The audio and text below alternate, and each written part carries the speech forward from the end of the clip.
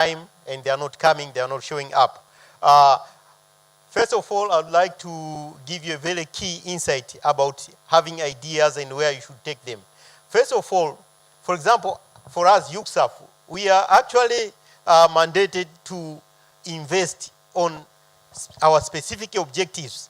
So when you have your ideas, you really need to look on which institutions your idea align with their objective. For example, your solutions or your innovation is on electricity. You can go to TANESCO or to REA to try to convince them to invest in your project. Like your project or your innovation is on telecommunication, or is actually going to solve a certain problem, maybe in rural areas, you come to UCSAF.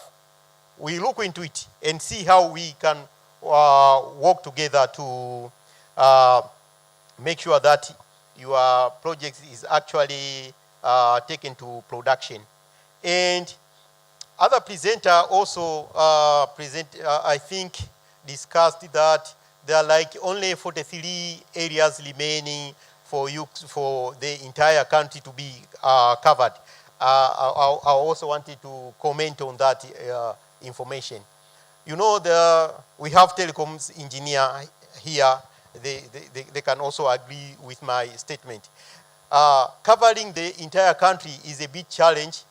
It's not like if you have a tower can cover the entire ward. It depends on a lot of parameters, like the size of the ward or the size of the villages in the ward, and the frequency you are using, and the configurations, the parameters you are putting, like the transmitting powers of the towers. So you might find in a certain village or ward, you can have even 3 to 5 towers, and still they are all not fully covered. It's very complex, like the terrain, the mountains, the hills.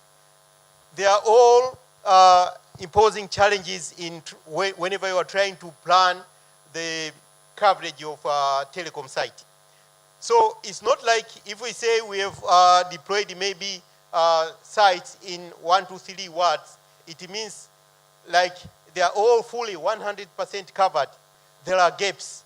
And that's why even here in town, for example, even in this building, there are areas which you can face some communication challenges. You can't make even a phone call. You can't browse. Even this building is in town, and we have multiple sites surrounding this building. We have a site here. We have a site there. And we have a site here. But with all those sites surrounding this building, there are still areas inside this building. There are still some coverage gaps. So there's still a lot of job to be done to make sure that the whole country is covered. And there also come some technologies, like you have 2G, now there's demand for 3G, 5G, and 5G. There will come 6G, 7G, and so on. So there's still a lot of things to be done in that particular area to make sure that the entire Tanzania population is covered. With that remark, I would like to say thank you for your time. And the next session, I think I'll hand over the mic to the lady here. Thank you. Thank you very much. I have specifically enjoyed this session. Asante sana. Let's put our hands together as he leaves the stage.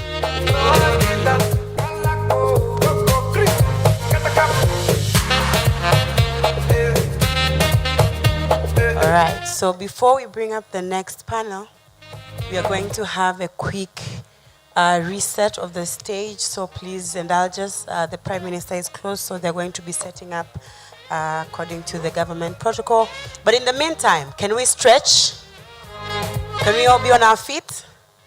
Yes, let's all be on our feet just a minute. Thank you very much. Asanteni sana, asanteni sana.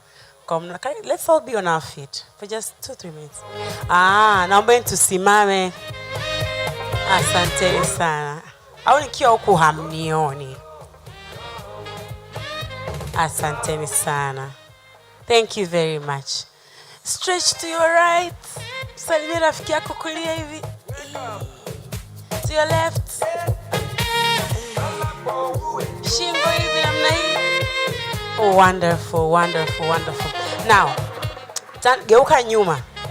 Say hi to someone that you did not come with and then ask for their name. Make sure you're saying hi to someone. A room full of people like this is a room full of opportunities. It's a room full of investors, partners, people who will mention you in important rooms and so on and so forth. Wonderful. Wonderful, wonderful. Umepata watu wapya? Did you get someone new? People are still socializing. I like this. I like this. Wonderful. So, how many of us were here on Monday when we did Mama Pima? Yeah? So, we're going to do Mama Pima very briefly.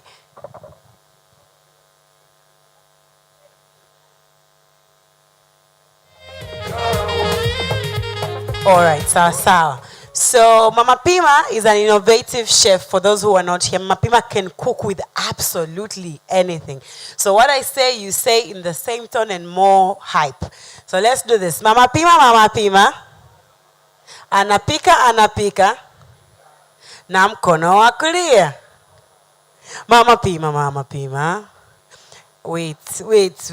Kaka, wewe nikikuangalia hivi. Yani wewe ndo under 25 wale wa Vision 2050 kabisa. You still have energy bwana. Indulge me. You're too cool for this, but for me. Hapa ninakusema lakini kuna wengine na check. Kwa sababu tu uko mbele. So guys, let's do this just so to get our blood flowing, tumekaa sana ili tukikaa our minds ziwe fresh. After this panel we have the guest of honor and the other ministers coming in. Watukute na energy in the room. Is that okay? Wonderful. Mama Pima. Anapika. Na mkono wa kulia. Mama Pima. Anapika. Na mkono wa kushoto. Siwasikii. Mama Pima. Anapika. Na mguu wa kulia. Mama Pima. Anapika. Na mguu wa kushoto. Mama Pima. Anapika. Kwa kichwa. Mama Pima. Anapika. Na mkono wa kulia. Mama Pima. Anapika. Kwa kiuno. Asanteni sana. You can get your seats. You can have your seats. Asanteni sana. Thank you very much. So, if you have your friends ambao walikuwa wametoka, waambie we are about to start another very fire session. And in this session, I am specifically very excited to bring up the moderator. Kwa sababu unajua wanavyosemaga you meet people, milima ikutani binadamu inakutana. I had an opportunity to work with this lady about 2 or 3 years ago, and we kept going back and forth about the websites we were working on.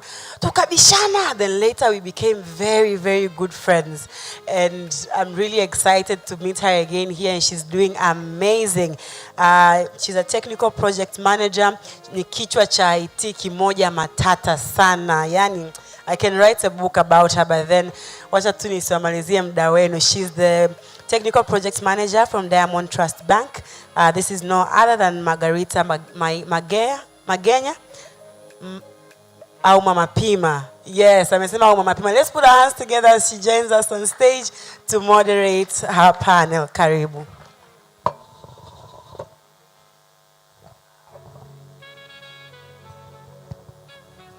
Thank you, Emerose. Thank you very much.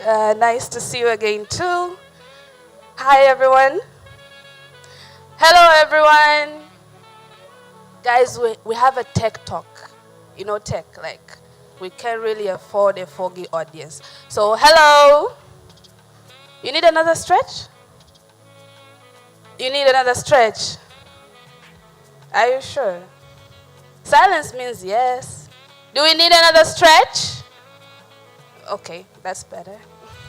So good afternoon, everybody. I would like to welcome you to today's Tech Talk, and the session is titled, it's titled Building Enterprise Level Software for Startup Corporate Collaboration. So as Amy Rose introduced me, myself, my name is Margarita, and I'm a technical projects and program manager. And I'm very excited to be in here with some of the most brilliant minds in the industry. I understand we have innovators, founders, CTOs, and a lot of corporate representatives. So welcome everybody. Now we are going to build this discussion with an understanding that we all know what startup corporate collaboration can do for us, whether we are a startup or whether we are corporate.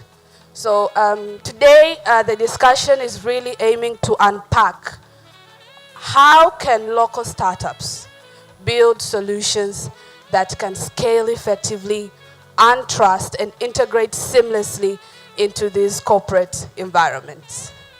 Are we clear? All right. By the way, I'll ask questions, just so you know. So without further ado, allow me to call on stage my three speakers. I will introduce them as they come.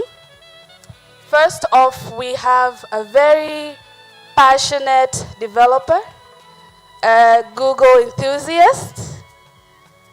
Very good guy, I would say, very good guy. I was excited to meet him, very excited for the things he's been doing. Personally, I have participated in a lot of hackathons that these guys have done, and I would say they did a lot for me professionally in terms of enhancing what I already know. That is none other than the country director of Africa's Talking Tanzania, Mr. George Machibia. A huge round of applause as he comes on stage, please. That's not enough. Welcome, Mr. George.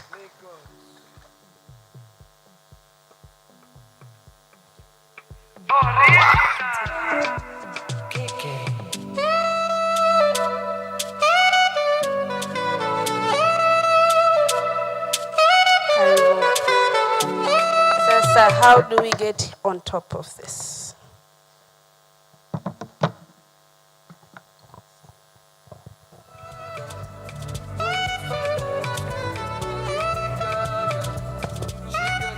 Hello.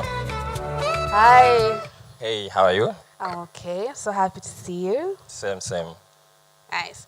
So let's get into this talk. Yeah? Okay.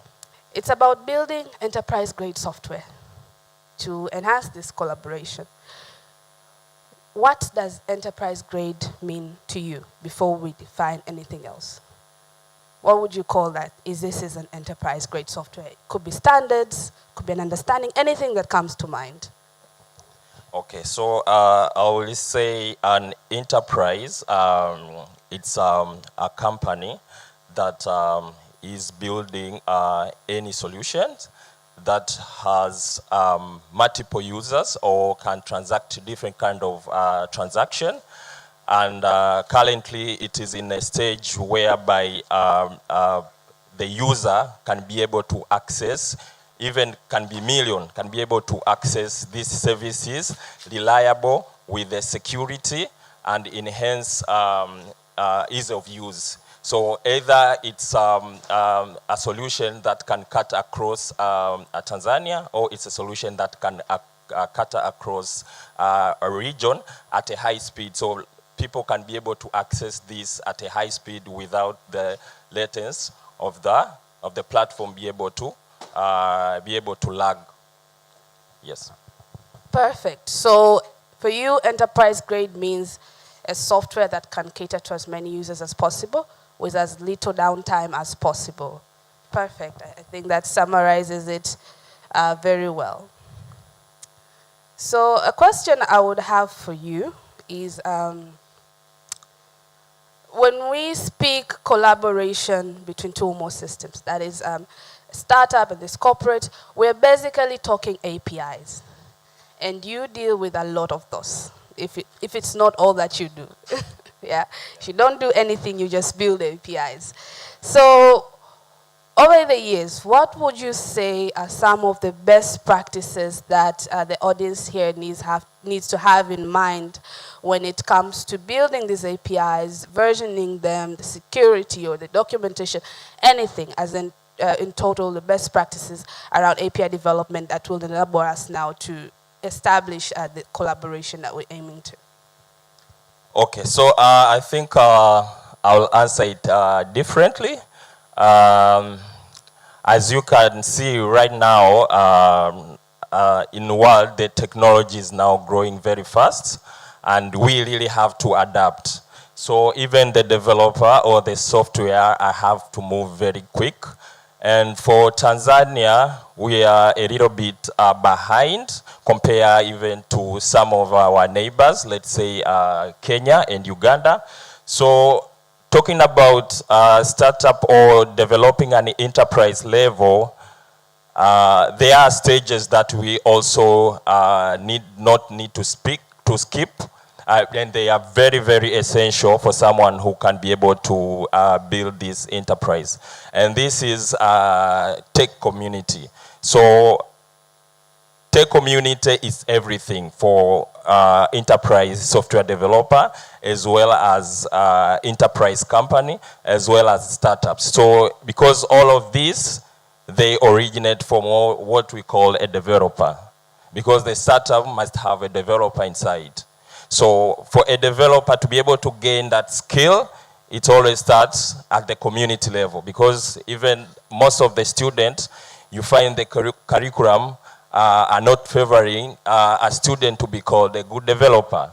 So a developer can come out from the university, but he himself, he cannot be able to develop a good application. So where does he now go and be able to attain these skills? It's the community.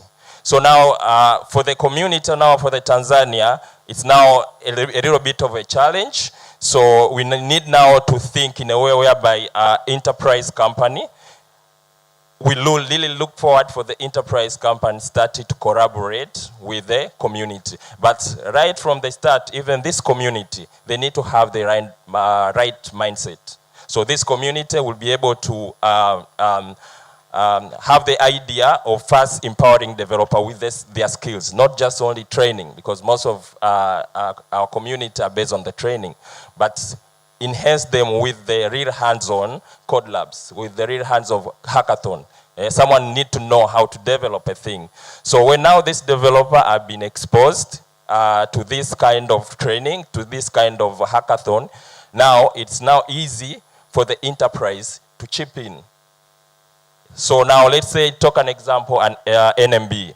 So let's say NMB can have like an idea of, let's say, going to any tech community and let's say sponsor 100 developers to enter into a program. So within this community, there will be a partnership of NMB and the community, whereby NMB can be able to sponsor 100 developers, and then within a year, they can have, let's say, one event at a month, whereby they encourage developer to develop some of the system that use a different language that are used on the financial sectors. So you find the developer himself is encouraged that, okay, I'm now a member of NMB, and within this membership, I know if I go through different hoops, I might become the employee by NMB, or becoming even an NMB expert.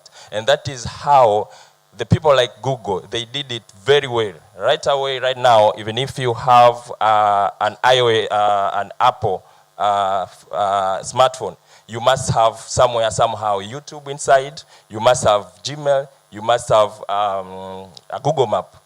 So why is that? It's because this enterprise, they invest a lot of money to the community. I remember even those days when we were starting Google Developer Group, there's a moment whereby you can even write a proposal to the Google headquarters requesting some few dollars, let's say even $1,000, and t-shirt and training. This guy, they will send you in just a week. So you find that at the moment, you start learning how to develop different Google products. So we started with that. then you find right now, even if you go to the any developer, it's easier for a developer to develop an Android application other than an iOS. Why is it? It's because these guys, they've invested a lot in the community. So once you start with the community, and we even encourage enterprise to focus more to the community. So once you now empower a lot for the community, it's even easy for a developer who does not have skill can be encouraged, like, okay, I think if I want to be a member of NMB, I need to go to certain community. So that one now, the community will be the one to bridge the gap between the enterprise and this developer. Once now they start upskill their level, they will be now starting developing different ideas. They will find solution, different problem, and come up with the, yes, exactly. Wow, nice.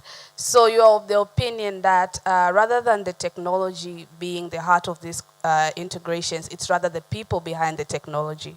So we have to take more time to invest in the people instead, and that is easily done through building communities.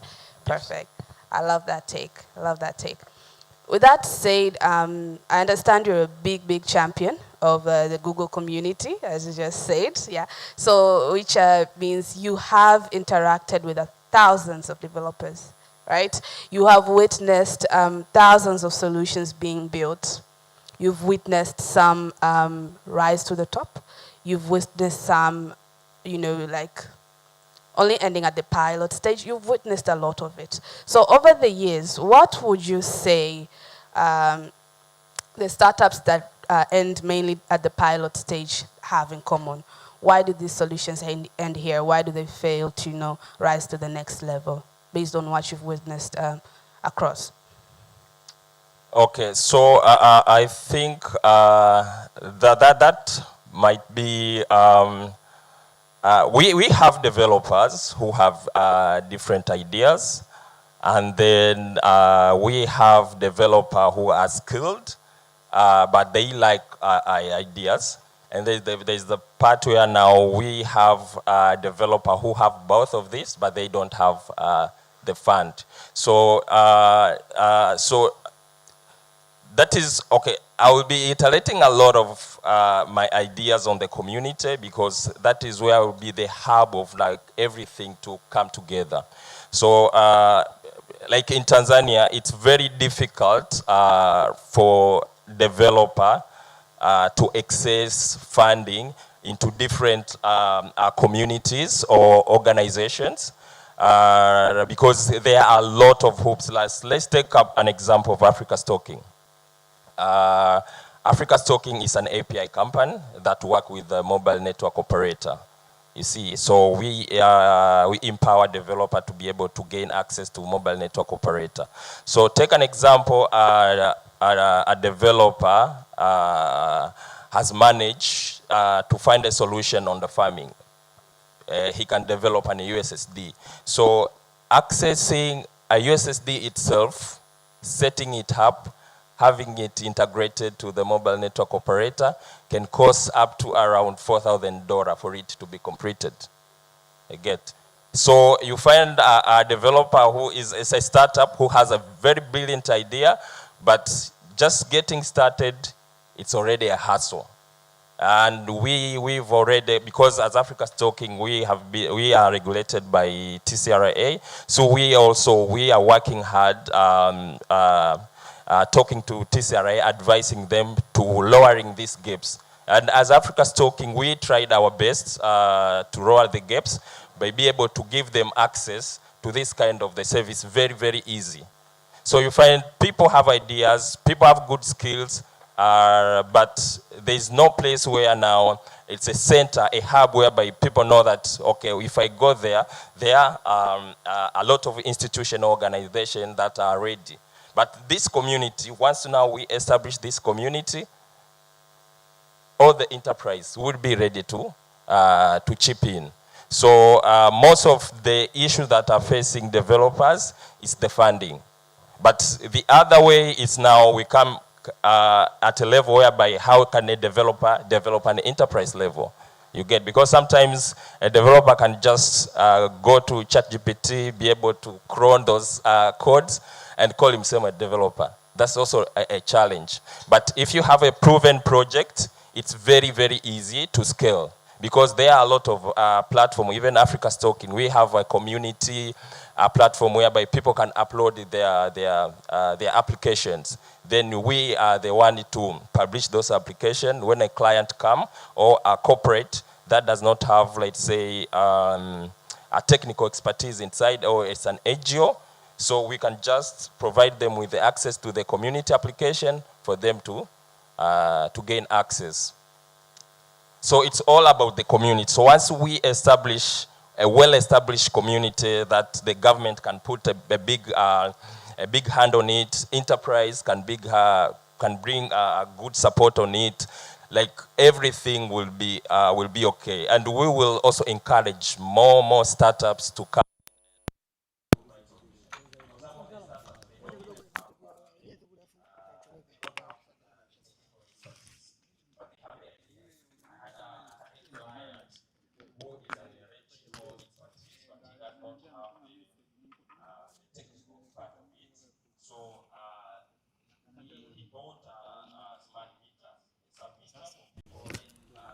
Like a separate electricity into different apartments inside a warehouse.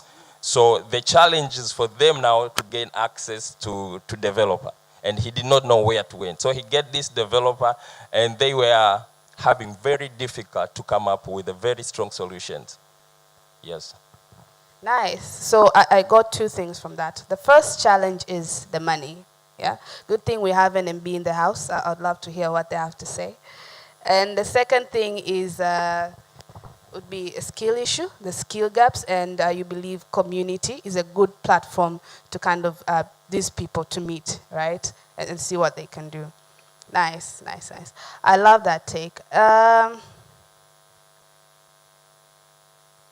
One more question to you, Mr. George, before you leave the stage would be for the founders in here. Yeah, we have them, a lot of them, innovators. What is one piece of advice that you could give to someone that they can apply in order to have their software enterprise level ready within the next 12 months? What should they invest in? What should they take? What's the one thing that can change the game for them? Okay, so I think the very most important part is to know your customer. So who are you really targeting? If you really know your customer, even if it's one, you can just change one customer who can be able to convince another customer. So once you really know your customer, it's now very easy to develop a solution that can cater for someone that you see. If I can give you, like, I know, Kabisa, this is the issue that is facing you, and I just presented it to you, and you find like, wow, this is something that I've been looking for. So if you really know your customer, like you really identify the problem that you are really looking forward to solve, it's now very, very easy to turn that problem to a solution. So whatever you are doing, whatever you are developing, it's going to be very, very easy for the target audience. So once you really know your customer, with whom, like, if it's you that you've identified some challenge that has been facing you and you see it's facing others, it's now easy to have a solution that explicitly target specific customer. So once he just see the solution, he just right away fall to the idea that you guys are, and the rest is just keep building. The developer, the cycle is the same. Just keep building. Yeah. Nice. Thank you very much. I see you're a big believer in people. So thank you very much for your insights. If we have any questions, please let's note them down. We'll have a few 5 minutes to answer them for each and every speaker that's going to come here. So thank you very much, Mr. George. I'd like to go take back your seat as we have our next speaker joining us. Thank you very much. DJ, please. Thank you. So our next speaker somebody I am personally very, very excited to talk to this afternoon. He is one of the best UI/UX designers in the country, at least that I know. He is an AI enthusiast. You tell him nothing about AI. He's a digital transformation expert. He's a founder himself, multiple times founder. He's built solutions that have scaled across multiple countries in Africa. He is a co-founder and the business development director in one of the largest software development houses in Tanzania. Please welcome on stage Mr. Grayson Julius.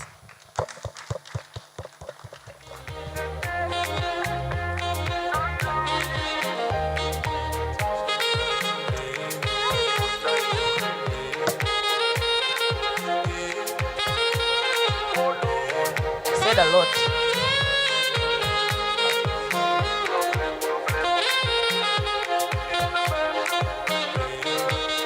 Thank you. Karibu. Thank you very much. Yes.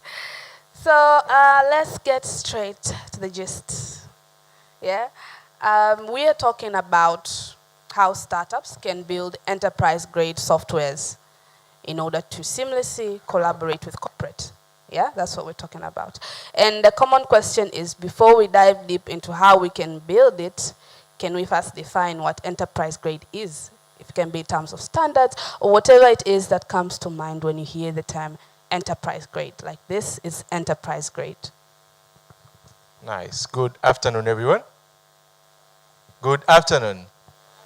Good afternoon. Just a quick show of hands to understand who is in the room. Any startups in the room? Anyone who is building? Any startups?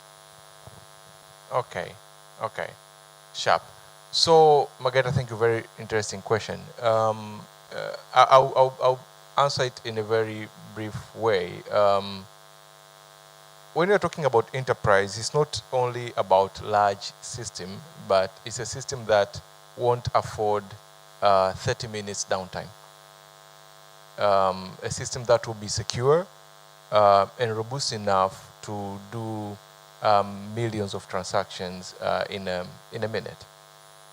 So for most startups, for the context of startups, the way products are being built, or the way most of the startups are building products, is when you start with an idea, you start in a very, you are testing in a number of ways. You're not sure of the idea, and as a business innovator, you're sort of not being sure of the idea. It is the same goes to the engineers who are implementing it.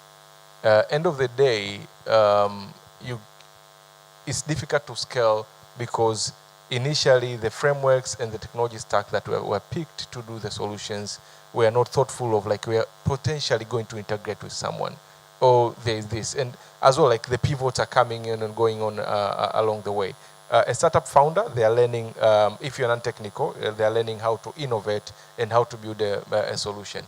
And if they happen not to have enough funds, or they could not hire good developers that time, the developers and the builders of that startup themselves, they are as well learning as they go. And end of the day, you get to end up accumulating a lot and a huge part of a technical debt that hinders your product to scale. And in my analysis, that is what is a break point for most of the startups getting a chance to integrate with the large partners like banks, you say. So to see if I got you correctly, is that while we're starting, we don't have that big of a vision. Like, we're not sure of where we're going to reach. And we kind of iterate along the way. And so the changes kind of come as a surprise when it's a time to integrate now with somebody. Okay, nice. But also, enterprise grade means minimal downtime. Yes, and 1,000 transactions a minute, guys. Enterprise grade is 1,000 transactions a minute. I think they have that. Nice. So, following that, my next question would be, I like how you started with most people start when we're starting, we're not really sure of where we're going, or we don't really have the great grasp of the problem or the customer, right? But we iterate as we go. That's really nice. Now, what would you say are the architectural decisions, like from a system point of view, that have the biggest long-term impact on how this solution will scale and integrate seamlessly out there? Like, what are those architectural decisions? And, I think a lot of founders, developers / ignore them early on. And why do they do that? All right. Architectural decisions. So one, I would say specification or knowing what you're building and specifying on the stack that we're building on. Trying to have something that is as decoupled as much as possible. For developers that would understand this, there are options of building a platform with full suite frameworks like Laravel. You can get full front-end and back-end all at the same place. It's okay, it will work, it will function. But when it comes to scaling and when someone gets to challenge you with things like microservices and likes of that, it could be a little bit difficult to scale a platform that is fully in, like back-end and front-end all in the same place. It's not that it won't work, it will work, but having a platform from the get-go that you have specifications like this is what we're doing on the front-end, we're going to use this stack, on the back-end, we're going to use this stack, and it not necessarily being microservice on the get-go, but it's easy to scale in that structure and coming up to add on more of other services, even if it's different stack. But if you have API-ready infrastructure from the get-go, it's easier to scale. Like, so starting with the API architecture mindset from the start, it will easy because every other services will either be clients or integrating with other APIs. That will be easier for you to be able to scale your product. Perfect. So API architectures, I believe with developers we're on the same page. Yes. So apologies, we have very short time, but I would really like to wrap up this with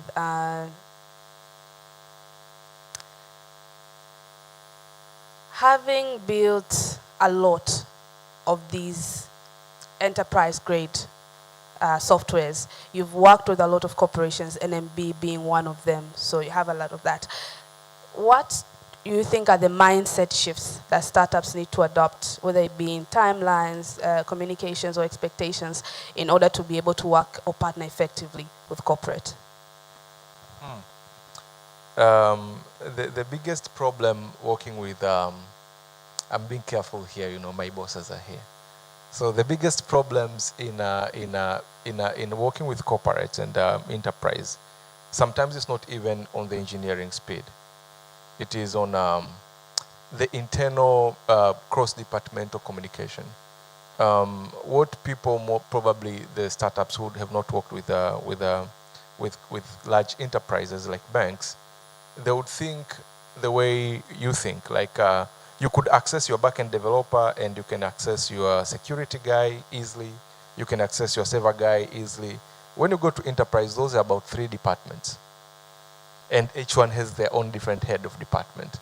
So getting an approval of getting access to a certain network requires to write a lot of memos, And CEO needs to sign it off. Yeah, and that by itself, it could block you. And it's not even your speed. You could have done a lot of things done already, and you just need to deploy. And there's a joke, they say, some other people within those departments, they need to justify their salaries, So,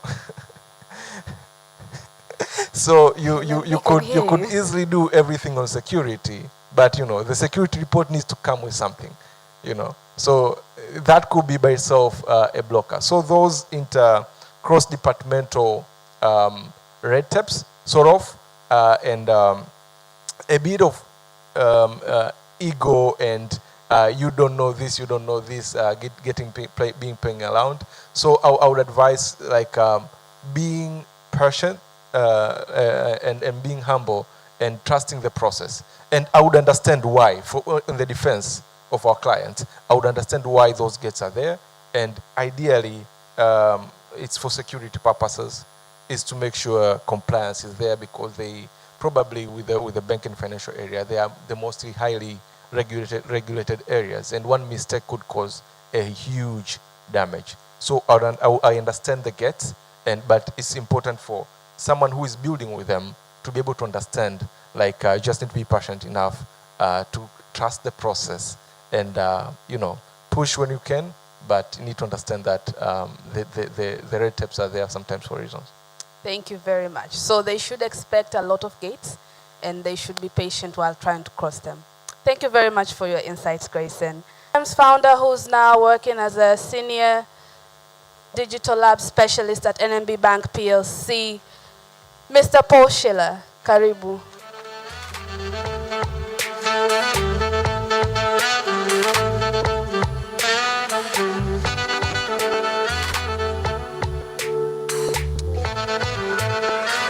Karibu sana.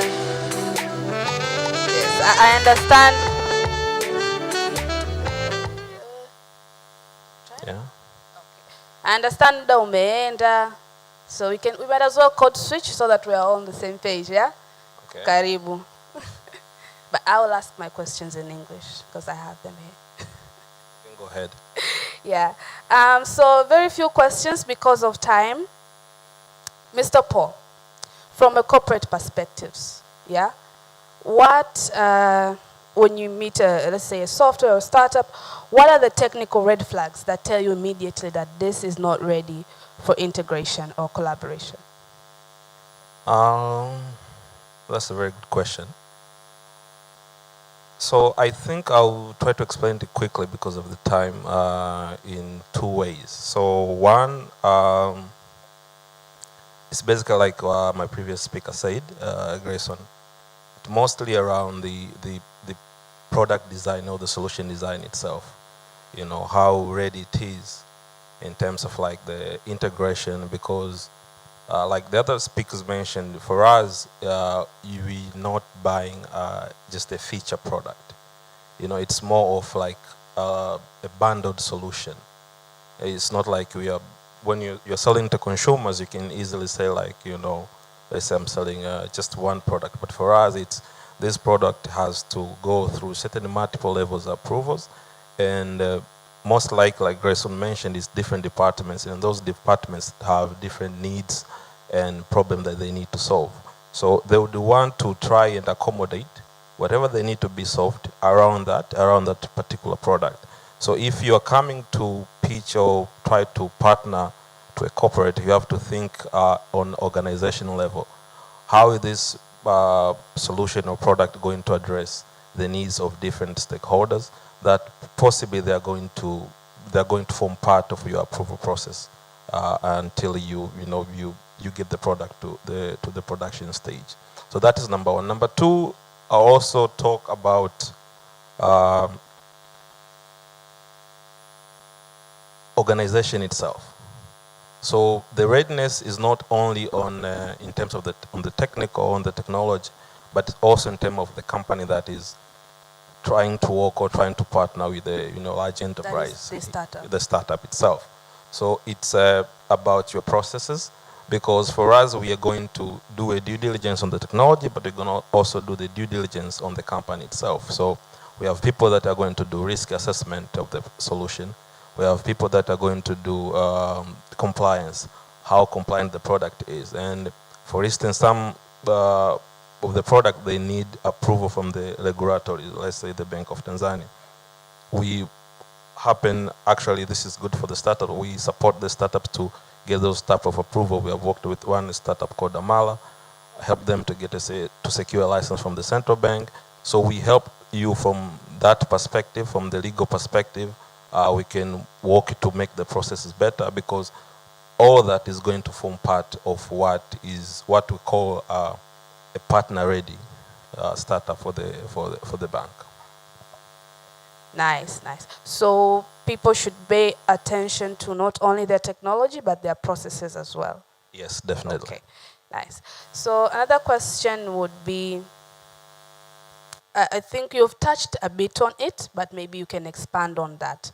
How can corporates like NMB and the likes, how can you support these local startups? Because as Mr. George had highlighted, a lot of them, when they're starting, they have issues such as funding. You know, they are unable to access some skilled developers. They're able to access some platforms to promote their businesses. And they have this whole thing they're battling with, right? Now, when they want to integrate, how can you as a corporate support them with minimal risk on your side, but also helping them to navigate highly regulated industries like banking?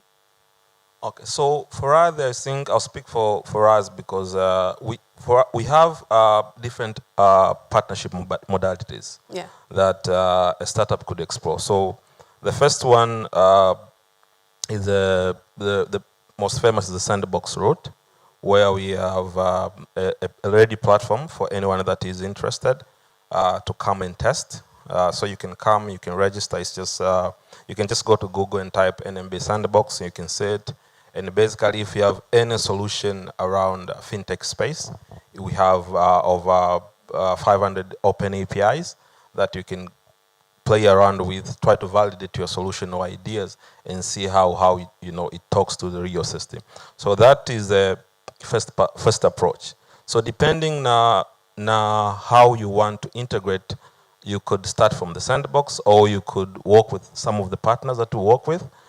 We work with Pesatech Accelerator. We have supported, I think, over 10 startups. Some are even on our booth outside. You can talk to them for more insight on how to partner with the bank.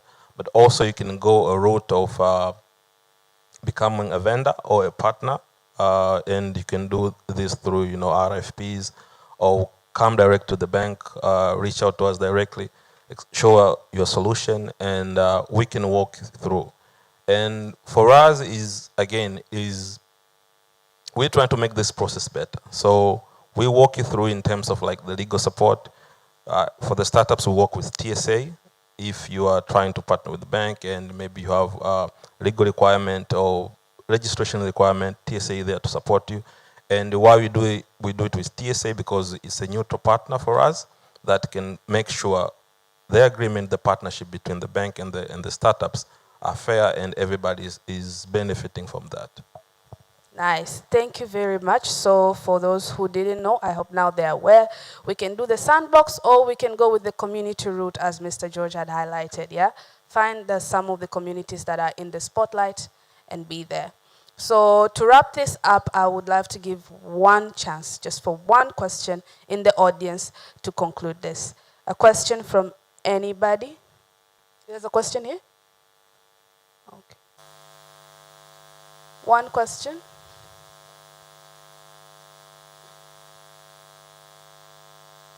You have a question? Thank you. There's the mic.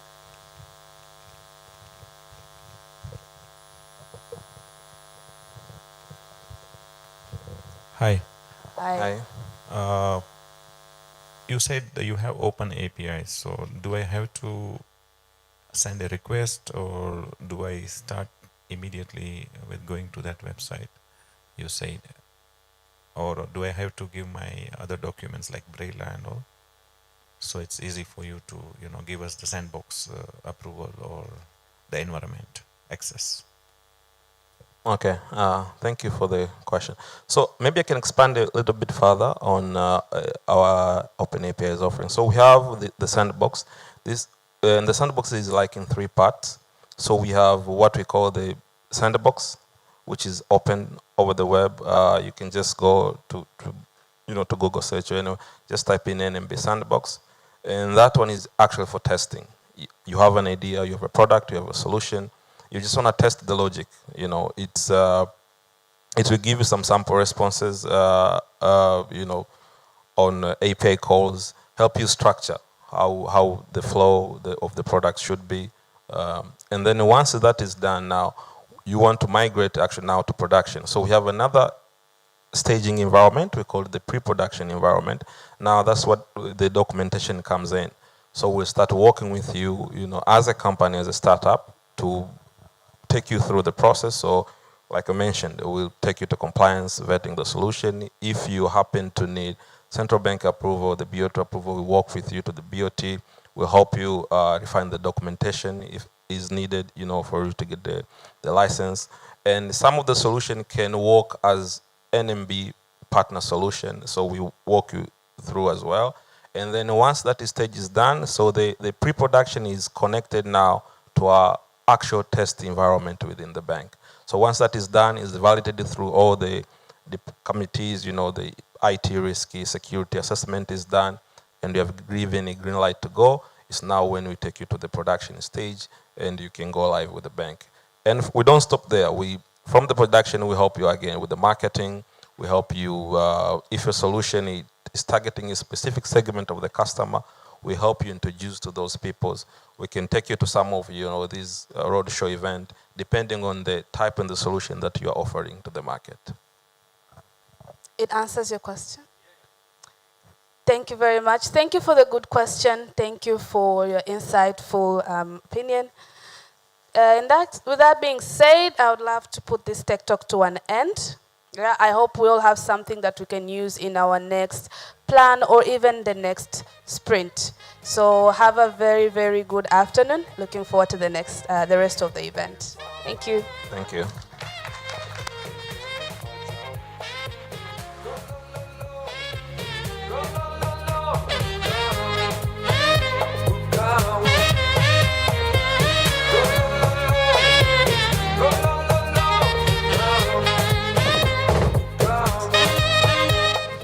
Thank you so much.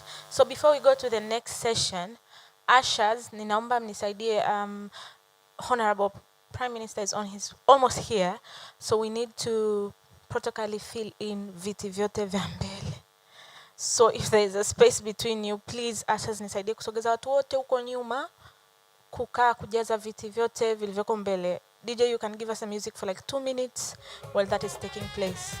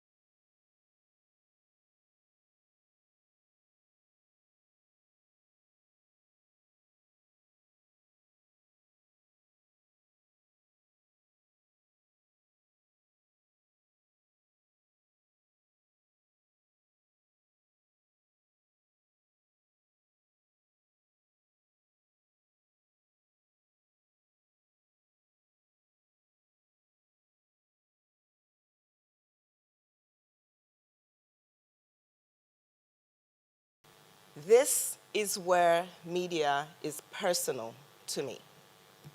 Stories shape confidence, they shape possibility, and indeed they shape nations. As Managing Director of Mwananchi Communications Limited, I believe this, that media is here to empower Tanzania. So let's talk about rewriting the role of media in Tanzania. In the past, as you all know too well, media simply reported. Today, media must connect, media must educate, it must inspire, and it must mobilize. Globally, media is transforming governance, it is transforming policy, but also lives through data and AI. Tanzania deserves the same transformation. Our innovators deserve the same visibility. And more importantly, our citizens deserve the same access to credible information. At Mwananchi Communications, we're not just a media company first. We are a national partner in progress. Our digital highway, reaching 25 million data users today in any given month, is evidence of trust. We honor this by ensuring that startups are discovered, they are understood, and digital skills reach every household. Think about our Habari Hub, for instance, where the future is being co-created. It is a digitized journalism innovation ecosystem and was never just a technology investment for us. It was an investment in young people, in creators like yourselves, and in startups who walk into a space with ideas and leave with confidence. Mwananchi events, our Mwananchi thought leadership platforms, the Rising Woman platform, as well as the MSME summits, for example, these intentionally reshape the national conversation so Tanzanian innovators are not only heard, but recognized and respected. So what are the ways that media can transform Tanzania's digital economy? Let me share what I believe, deeply and personally, are the 3 ways that media can change the digital trajectory and the journey for us. Firstly, media builds digital literacy and trust. Digital literacy is not just a skill, ladies and gentlemen, it's a bridge. It's a bridge between fear and confidence, between being left behind and being included and moving forward. When media explains AI, for instance, in simple terms, when media demystifies government services, when media fights misinformation, we are not just educating, we are empowering. Secondly, media gives innovators a voice. Every startup in this room has a story. Yes, yes? Every startup that I'm looking at has a story. A struggle as well. As a story, there's a struggle. A breakthrough and a dream, unseen. Thirdly, we're talking about how media can transform this space. It's the way that media shapes policy conversations that matter. Digital transformation is not only about products, it is about policies that unlock opportunity. Media helps the nation ask the right questions. What kind of questions? Questions such as, are digital services accessible? Are innovators supported? Are young people included? Are women in tech receiving equal opportunity? These are the questions, and many, many more. Our responsibility is to illuminate, to question, to guide, and sometimes challenge, because progress requires truth. So I can't leave the stage without making some commitments, right? This is what, as a media company, Mwananchi Communications commits to Tanzanians. In alignment with DIRA 2050, Mwananchi commits to launch the Startup Visibility Acceleration Program. Every innovator deserves a spotlight. We are committed to this program of acceleration in order to get visibility to every startup. Secondly, we will expand Habari Hub, provide youth with enhanced digital skills, mentorship, and opportunity. Thirdly, we are committed to strengthen data-driven journalism. Ensure accountability is the cornerstone of transformation. Lastly and fourthly, we're committed to partnering with governments and the TSA in order to build a digital nation together through effective national campaigns. But before I close, ladies and gentlemen, allow me to offer a parting commitment to inclusion.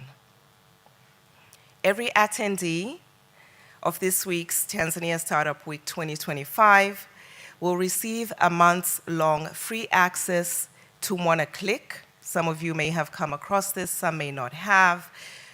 But because we believe in the power of content information that can be transformative, informative, educative, inspirational, all of you, due to your registrations through your phone numbers and emails, will receive 1 month-long access to our content app called Click.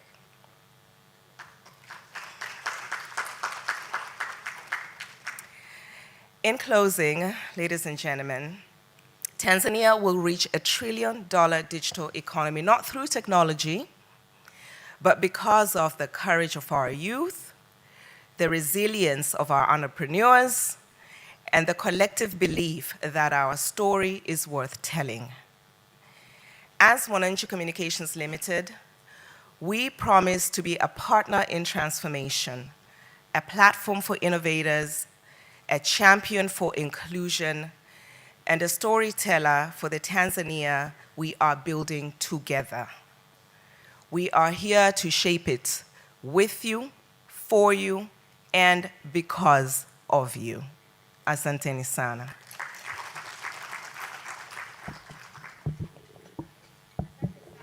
So before she comes down, is there anyone with a comment, a question? Popote, 2 people maximum. Anyone? Asante sana. Looks like, well, that's good. Umeeleweka. Sasa, thank you so much. Thank you. DJ, tunaomba mziki. There is one more setup to be done before we proceed. Thank you.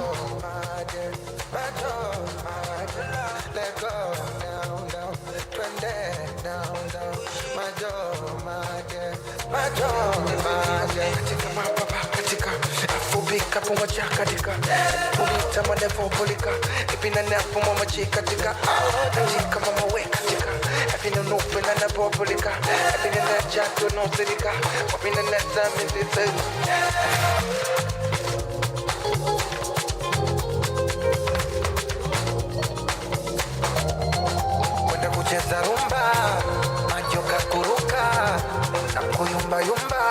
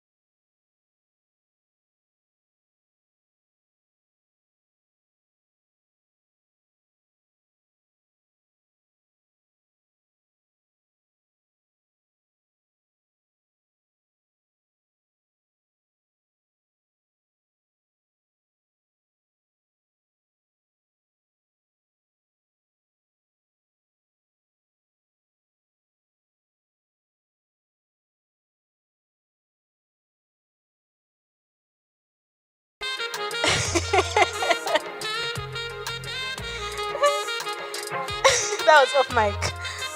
Karibu. Round of applause, he's coming. This place here is very hot right now. I'm even sweating by myself.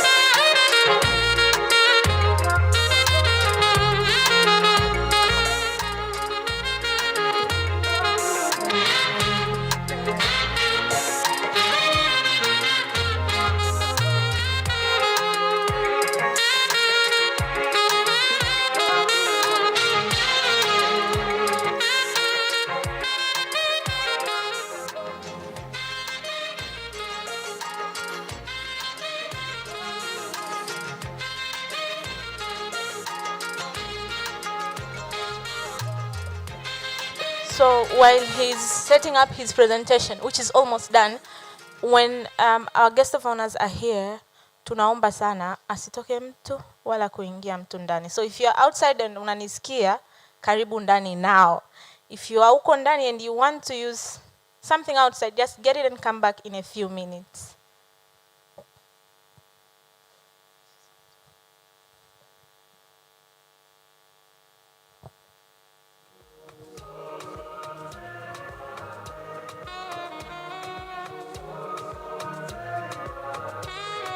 Good afternoon. Okay, so my name is Isaac Yodero. I am one of co-founders of Log AI. I'm here today to present to you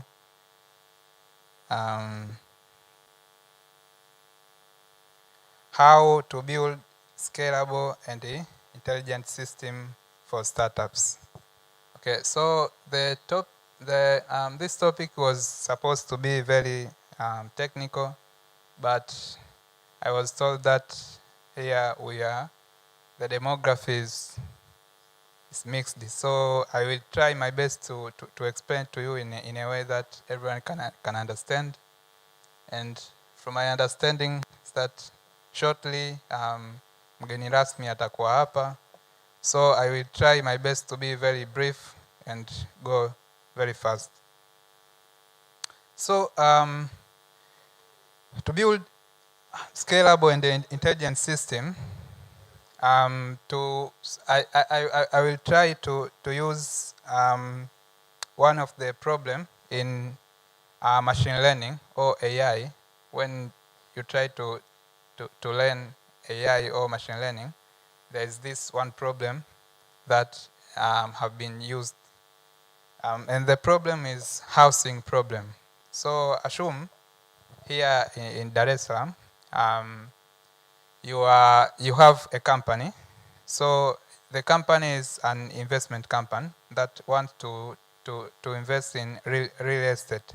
So to invest in real estate, you have to have some knowledge of where you will get profit or return. So first, you will send people to do survey in different area or in Dar es Salaam to know where if you will invest on building houses where rents will be profitable and where you will get where you will get profit so fast. So to do that, you have to do some research, like currently where are the areas that people pay too much rent for the same quality of house compared to other places. So you as a company, you will have to build on those areas. So what I will try to show here is how you can build end-to-end machine learning project. Okay, so I understand that not all of us want to know about the math side of AI or anything. So I will try to explain in a way that everyone can understand. So to be able to build a scalable intelligent system, you have to know how to build it end-to-end. End-to-end meaning you have to build a pipeline or a process from collecting data, processing those data, creating model, and deploy those models to your system. So from our example here is that we want to create a model that can help people, can help your company, investment company. Let's say, let's take BlackRock. Do we know BlackRock? Yeah? So it's one of the biggest investment company in the world. It invests in many different areas, and people have been saying that they took so much different opportunity that we don't think they are opportunities. So when they want to build, let's say, a 6-block or 7-block of, let's say, 30 rooms in Dar es Salaam, so they have to know first the area. So to have a system that can predict how much rent will people will be willing to pay for this area. So what I will show you is how you can build a machine learning system that can help you predict how much rent person can pay depending on the area. Okay. Okay. So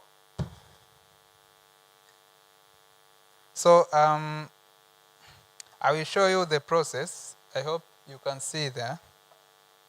So I will show you the process. So there are like four process or 4 procedures to follow for you to be able to deploy this AI model that can predict a price of housing in different areas. So the first step is to try to frame the problem and understand the problem better. So this process that I will be explaining here, you can take them and project them in any other project or any other machine learning project or AI or even LLM project. Okay. So the first step is to try to frame your problem better. So so to frame the problem better, you have to have some question that you will be asking the investment company. For example, let's say you ask them the first question, what exactly is the business objective?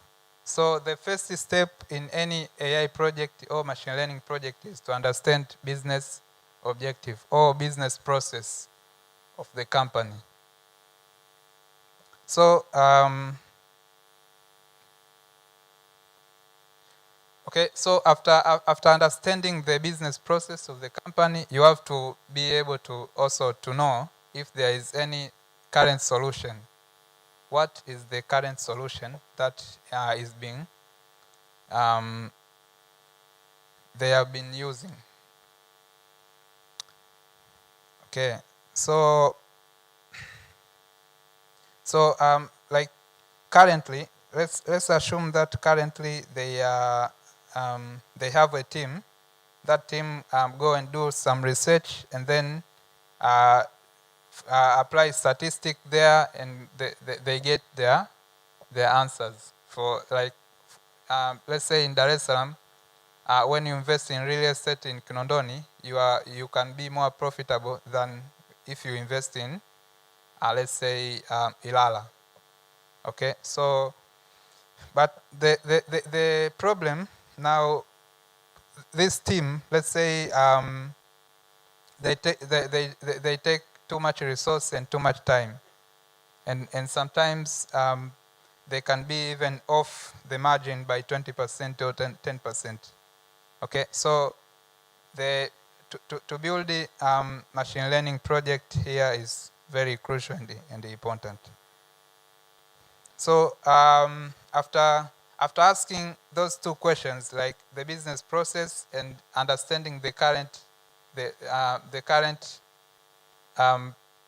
process that they use, you have to decide what the technique you will use. So in machine learning, there are several techniques. To mention them, so if you don't understand them, it's okay. Don't sweat. So there is a technique called supervised machine learning and unsupervised machine learning and reinforcement learning. So supervised machine learning is when you have your data set, you have your data, complete data, input and output. For example, let's say you have the data of Dar es Salaam housing, like how many houses are in Dar es Salaam, how many bedrooms in each house, and also according to that data, you have rent for each house. So that is number of bedroom and number of houses in Dar es Salaam. Those are your input. The output is rent, price. Okay, so if you have those all input and output data and you train AI model, that is supervised learning. But if you only have input data and you train AI model, that is unsupervised learning. Okay, so reinforcement learning is kind of unsupervised learning, but here you give like I try to think best way to explain this. You try to give some rewards and punishment to the model when it perform good, you give it rewards, but when it perform bad, you give it some punishment. So rewards might be in numbers, zeros and ones. Okay, so if you don't get it well, don't sweat. You will understand more later. So, okay, so this some equation here. So don't look at it. Okay, just leave them. Don't. Okay, they are there, but don't. Okay, but what's so important about this equation is that these are the metrics. The metrics, we use them to measure how the model performs. For example,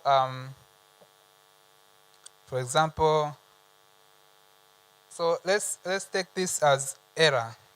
We know what is error. Error is the difference between actual prediction and the predicted value and the actual value. Okay, let's say you have a calculator. So you put in 2 times 3, it gives you 6. So that is predicted value from calculator. But you know the answer of 3 times 2 is 6. So that is an actual value.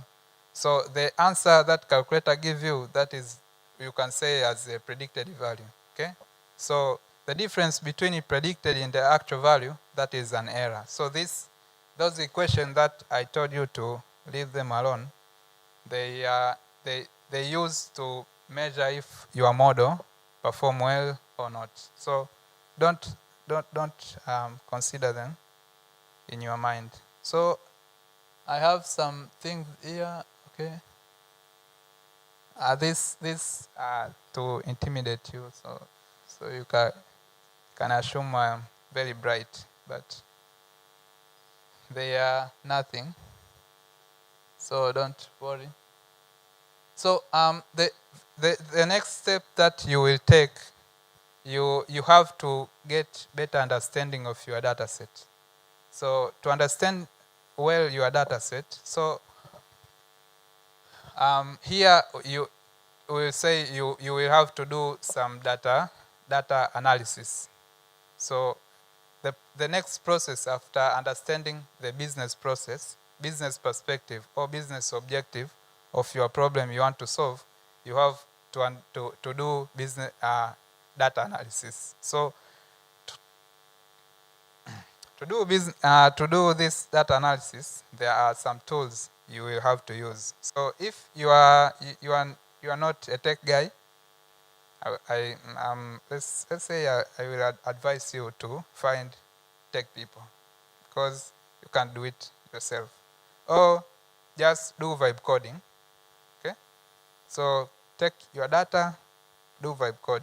Use Casa or whatever. But you have to have technical people who can give you reports. So let's say if you have a company, you expect your employee to give you reports. Okay?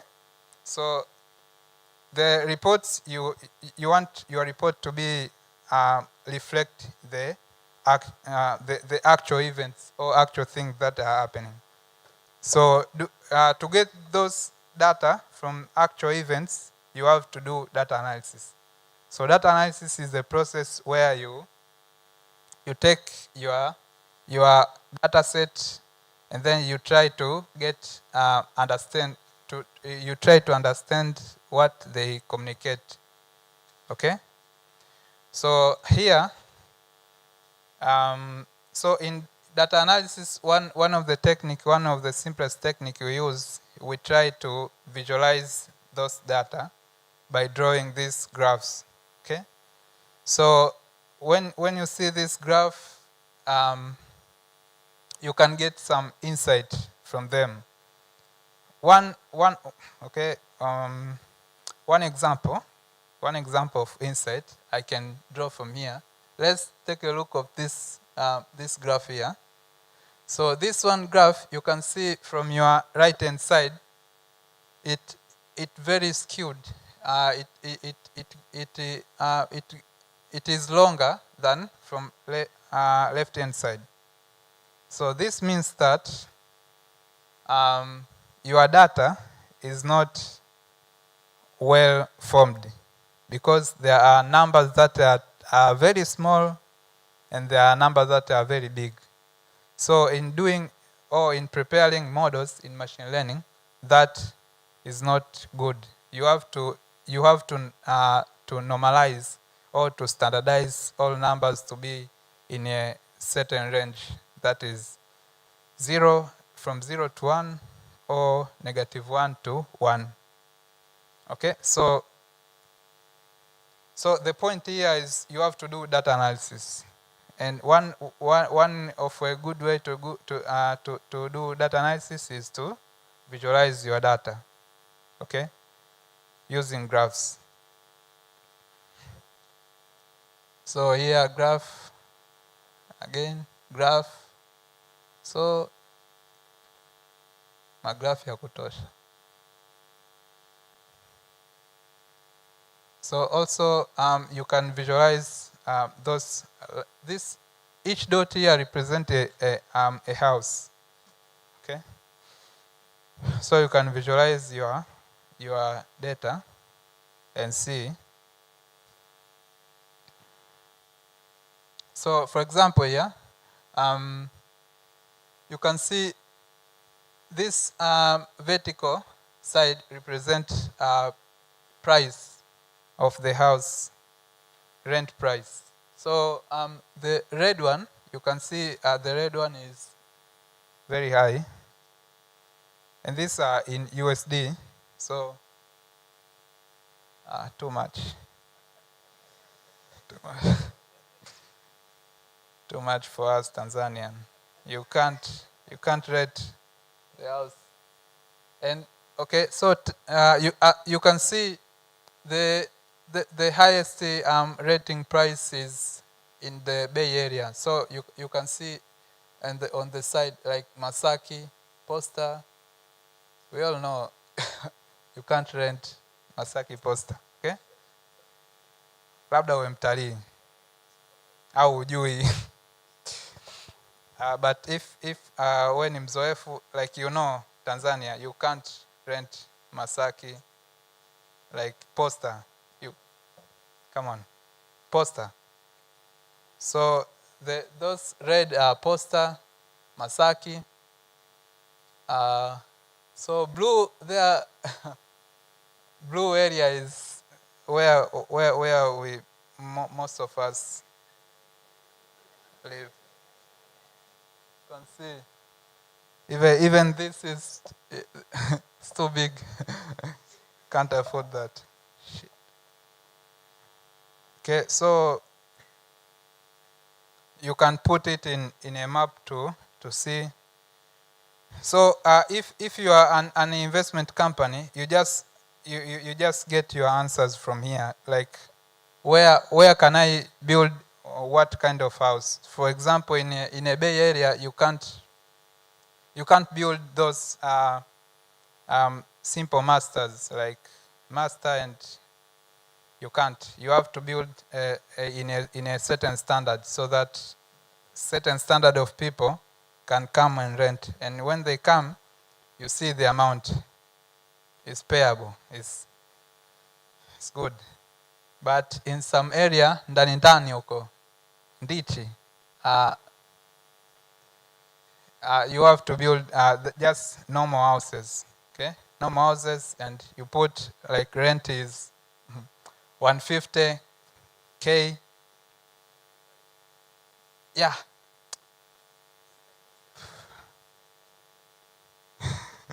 TZ. T shillings, yeah? Yeah.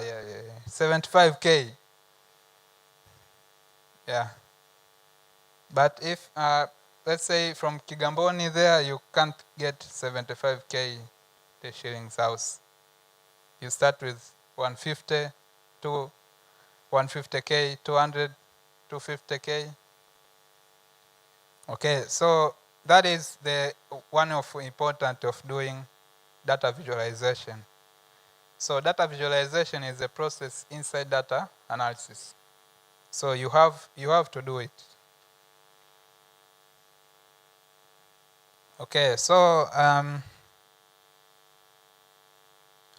by the way, if you are a technical guy and you are here, I can give you this. You can go and check them yourself. So after doing data analysis and get insight from your data, then you start the process of data preparation. So as you see, as you saw in those graphs, I told you that this data have some wide range of difference. There are numbers that are too small, and there are numbers that are too big. Okay? So you have to clear them to be used in to be used in machine learning models. So to prepare your data, there are like 4 or 3 steps. First, you have to clean your data. To clean your data, meaning you have to check if there is an empty row or column. So, for example, the house price, the data that human were told to fill those data. So human do some mistakes sometimes, or you can find that there are an empty cells or empty rows. So you have to clean them. So okay, so okay, so I want to talk about this, but okay, so let's say this. To clean your data, there are 3 steps or 3 techniques. Either to drop that empty column or row, to remove it, or to replace it with another number. So to replace it with another number, you have to find a suitable number to replace it with. Now, to find a suitable number, tunarudi kwenye shule, like you have to find a mean or median. So if you don't understand what is mean or median, that's okay. Don't sweat. Okay? But just know that there are a number. You have to choose like suitable number to replace, to put there in a null value. So I'm sure you will be asking yourself, who is this guy? Okay. That's good. You don't concentrate on what I'm saying. So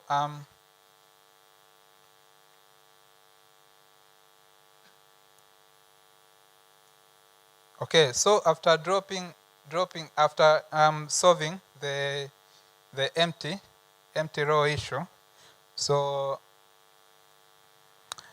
okay, the tool that I used on creating this thing, it's called scikit-learn. So if anyone interested, you can go and check it. Or if you have if you have your son or daughter that you know they are interested, you can tell them, you know, fuatilia scikit-learn. Yeah, scikit-learn. You can tell them.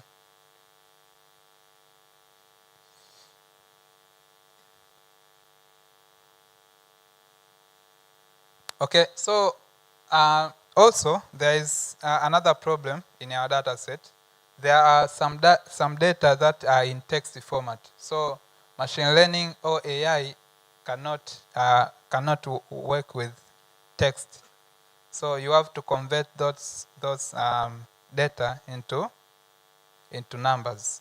So the text are like this one. You see inland, near ocean, inland, near ocean. This one. So these were the category of where the house is. Like there are oceans that are mainland or inland. There are houses that were near ocean, or there are houses that are in Bay Area. So those labels, you have to convert them into number so that you can use them as a training data. So that is the next process on data preparation. Okay. So okay. So after that, you just build a pipeline. So what is a pipeline? We know what is pipe. Okay. Pipe and line. We know those things. So take them, combine. You get pipeline. So pipeline is a let's say is a way where you put some things to help you from collecting data to provide that prepared data for your training. Okay, so the data that is already in a good format to be used to train machine learning model. Okay, so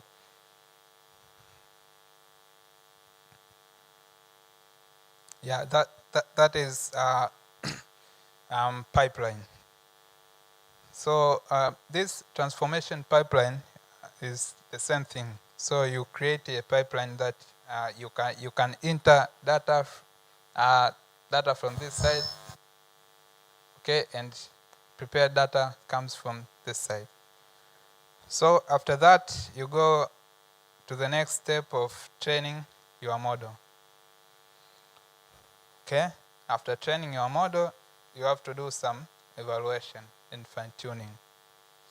So one important thing that I didn't mention is you have to separate your data into training and test.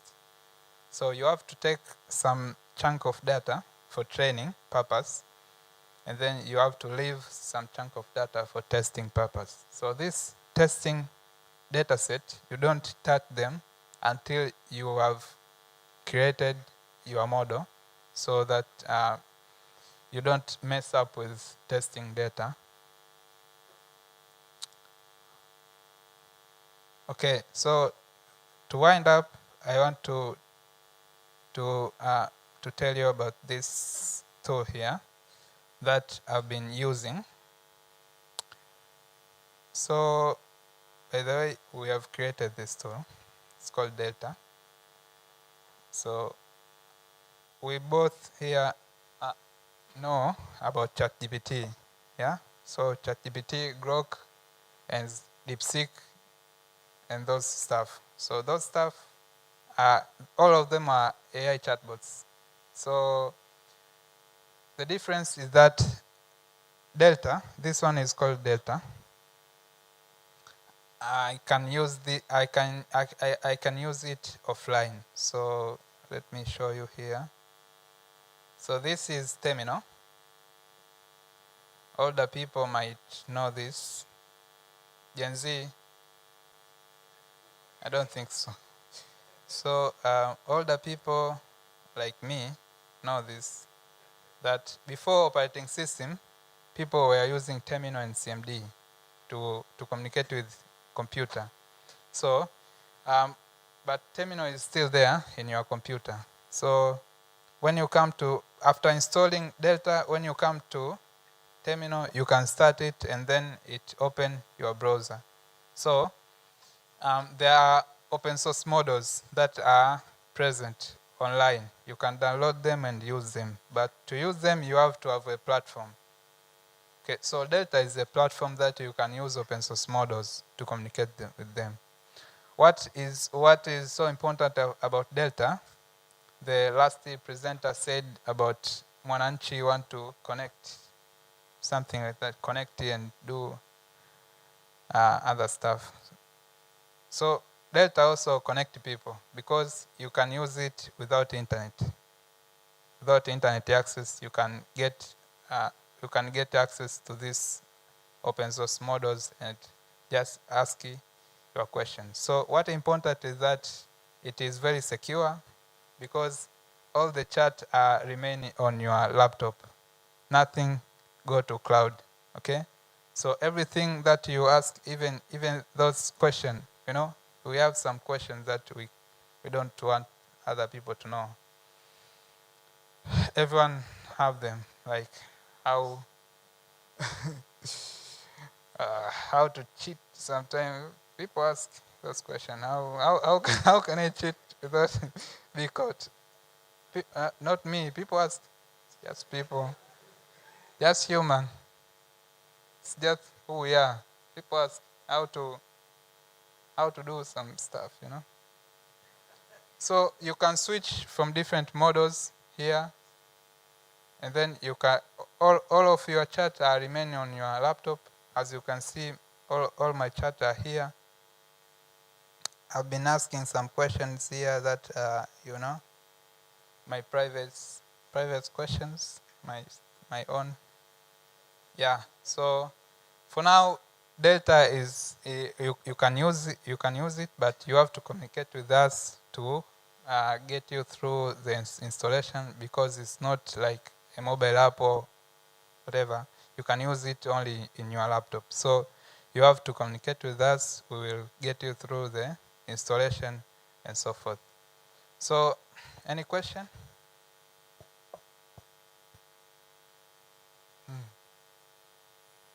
That's why niliweka makodi na magraph. There's nothing to ask about. What can you ask? Graph. Nothing. Maybe about Delta. Any question about Delta?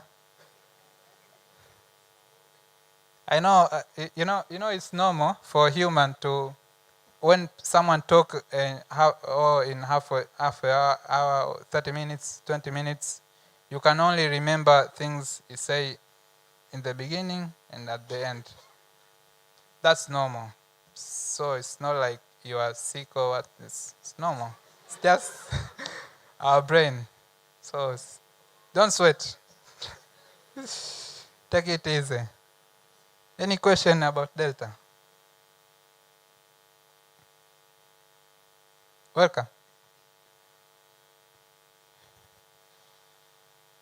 Also, if you could, don't think that is my problem, you know. I'm Tanzanian, so just you know, my English is worse. So, karibu.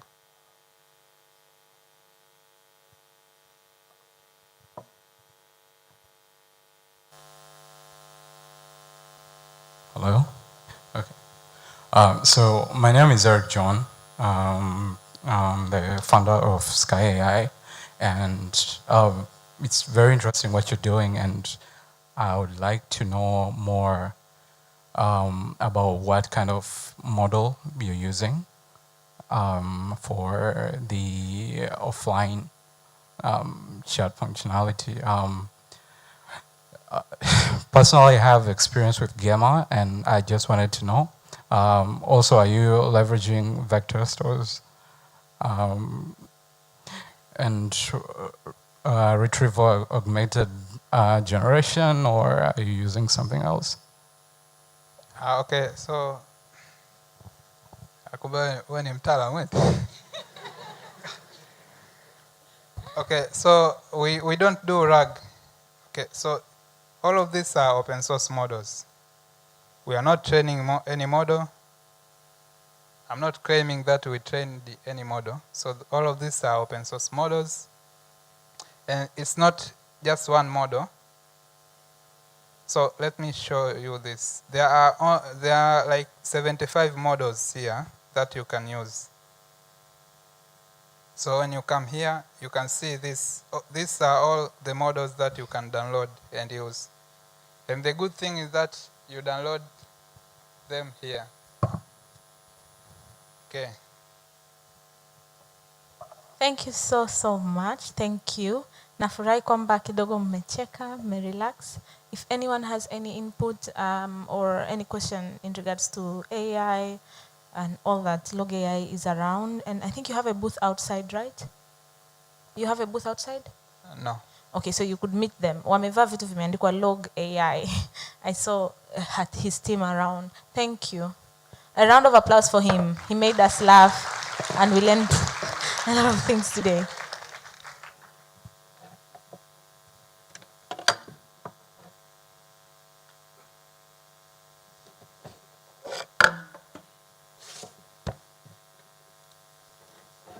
Mmecheka leo, nadhani anastahili another round of applause. Yes. Let's put our hands together for him one more time. Asante sana. Mgeni rasmi yuko hapo mlangoni. Kwa hiyo nitaomba atakavyoanza kuingia tutasimama wote kwa miguu yetu. DJ atamsindikiza kwa makofi, atasindikiza kwa muziki. Alafu sisi tutamsindikiza kwa makofi mpaka atakapofika kwenye kiti chake na nitawapa signal ya kukaa. DJ naona uko umeiva, asante. Asante. Uko vizuri.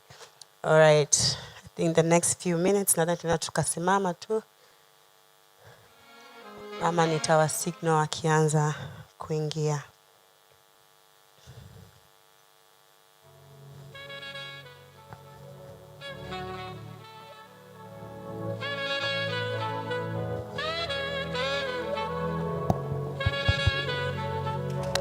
Habari za jioni.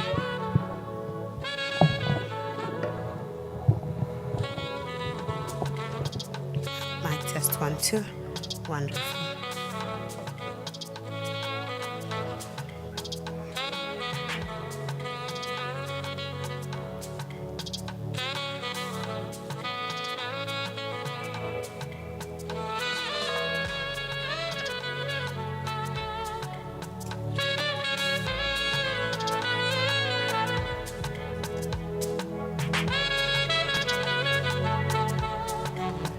Tumia wakati huu kumsalimia jirani yako wa nyuma yako, muulize anaitwa nani, muulize ametokea wapi, alafu anapenda chakula gani. Na asiseme pilau kwa sababu ni mwezi wa 12. Upande huu mbona mtaki kusalimiana? This is a room full of partners, this is a room full of investors, this is a room full of a potential sister-in-law, brother-in-law. You just never know. Say hi to someone that you did not come with. Thank you very much.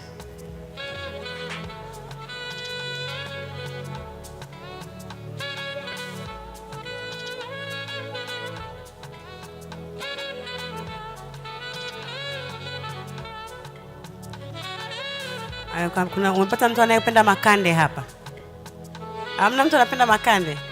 Muulize jirani yako upande wa kushoto ambaye hujamsalimia. Muulize anaitwa nani? Ametokea wapi na anapenda chakula gani? Na tumekataa pilau. Paka umpate wa makande, tena makande ya nazi.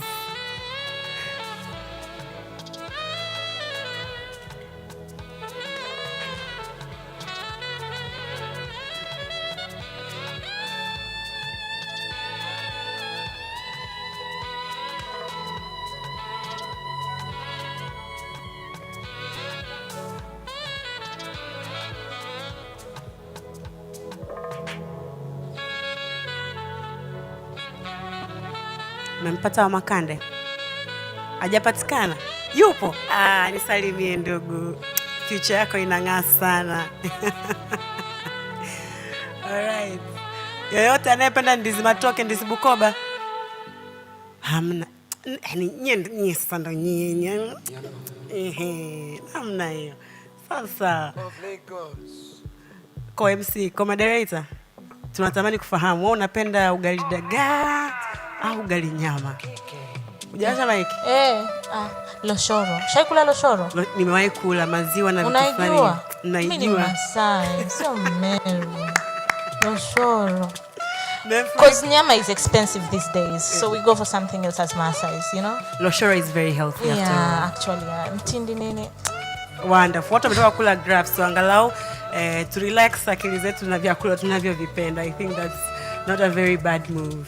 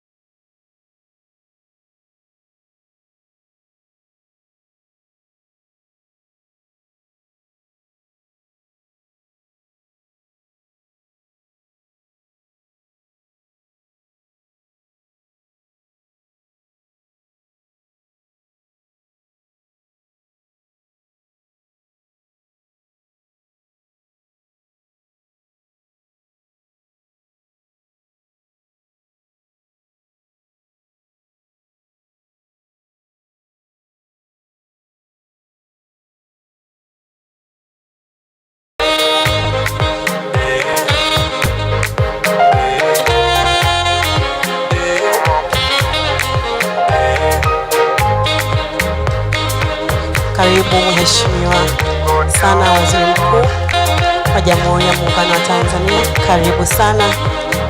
Karibu Waziri wa Mawasiliano. Karibu sana. Karibu sana. Tuendelee kuwakaribisha kwa makofi. Tunashukuru sana kwa uwepo wenu pamoja na jopo lote ambalo limewasindikiza. Asanteni sana. Karibu sana. Karibu sana. Kati meza kuu wanamalizia kujipanga hapo. Karibu sana.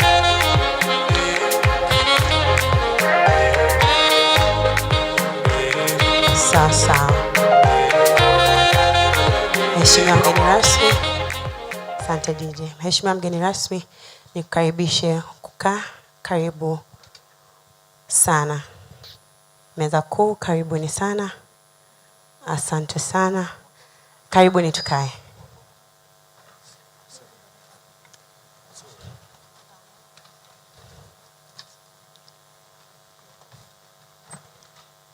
A very, very good afternoon, our honorable guest of honor, the Prime Minister of the United Republic of Tanzania, Minister Mwigulu Lameck Nchemba. We are honored to have you here today, accompanied by the Honorable Minister of Communications and Information Technology, Mama Angela Kairuki. We are honored to have you here today. Dr. Blandina Kilama, the Deputy Secretary, Trade and Innovation, Natural Planning Commission, National Planning Commission. We are honored to have you here today, as you have been for the last 3 days. The Director of COSTECH, Mr. Amos Nungu, we are honored to have you here once again. The CEO of Tanzania Startup Association, Mr. Zahora Mohaji, we are honored to have you. Welcome. Pamoja na meza kuu yote, karibuni sana. Makofi kwao tafadhali. Asante sana. So for the last 3 days, we have been exploring, celebrating the Tanzania Startup Week, which is the largest startup ecosystem platform here in Tanzania, with the theme of positioning startups for Vision 2050, with the theme of unleashing innovation, inclusion, and economic transformation, in the aim of reaching the 1 trillion economy and to align with the goal of making Tanzania a self-resilient and upper middle income economy. And we believe that startups can be part of the backbone of building this and getting those 8 million jobs as the target that is trying to be reached, aimed to be reached, and I believe will be reached. To start us up in this session, honorable guest of honor and the high table, I would like to invite Mr. Mike Moshi, the board member of Tanzania Startup Association, for remarks. Let's put our hands together as he joins us on stage. Karibu sana.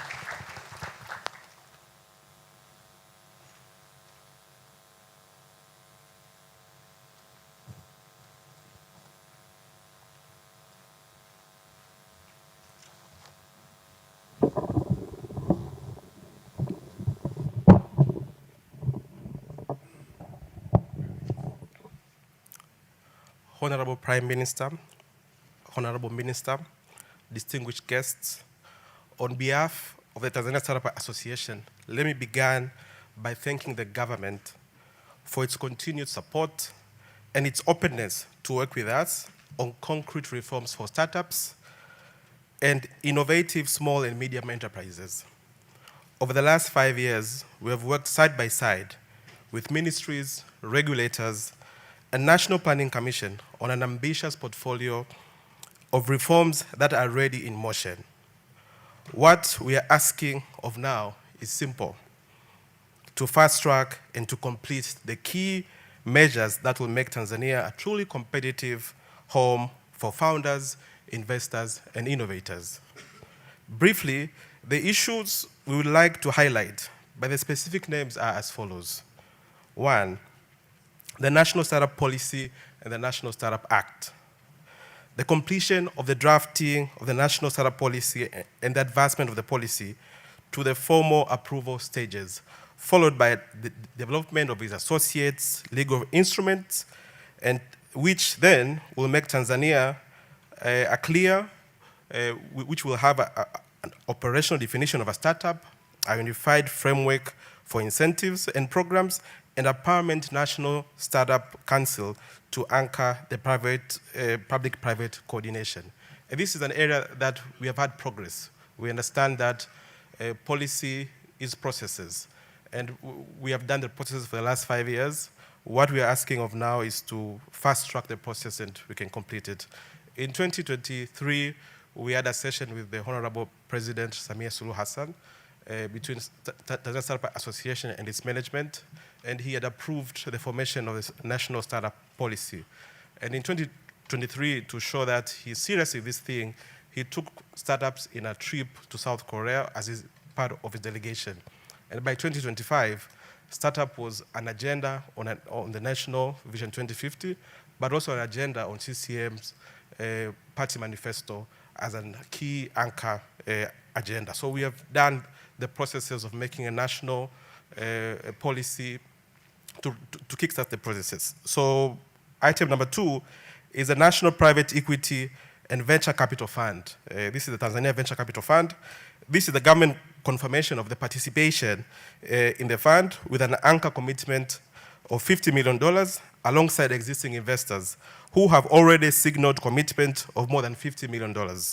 Completion of the fund structuring and launching include incorporation of the fund management company and the recruitment of an independent fund manager so that risk capital can start flowing at scale. 3, a private equity and venture capital regulation under the Capital Markets and Security Authority. The final approval in the Gazetted of the Private Equity and Venture Capital Regulation drafted since 2024 so that fund managers, pension funds, and other institutional investors have a clear, modern regulatory home for this asset class. We're asking for regulations that will enable capital markets to be able to also have access to invest in startups. And number 4 is a 15-year tax regime for capital markets and security authority registered private equity and venture capital funds. This introduces a time-bound 15-year tax relief window for qualifying investment made by the capital markets and security authority registered private equity and venture capital funds in Tanzania startups. The measure should include clear eligibility criteria, reporting obligation, and the review clauses, and should be sequenced together with the launch of the Tanzania Venture Capital Fund and the new private equity and venture capital regulation. 5, it's a limited liability partnership under the Business Registration and Licensing Agency. This introduces the limited liability partnership framework on the Companies Act and associate business registration and licensing agency regulation and systems, enabling fund managers, angel syndicates, and professional partnerships to be domiciled in Tanzania using modern legal vehicles.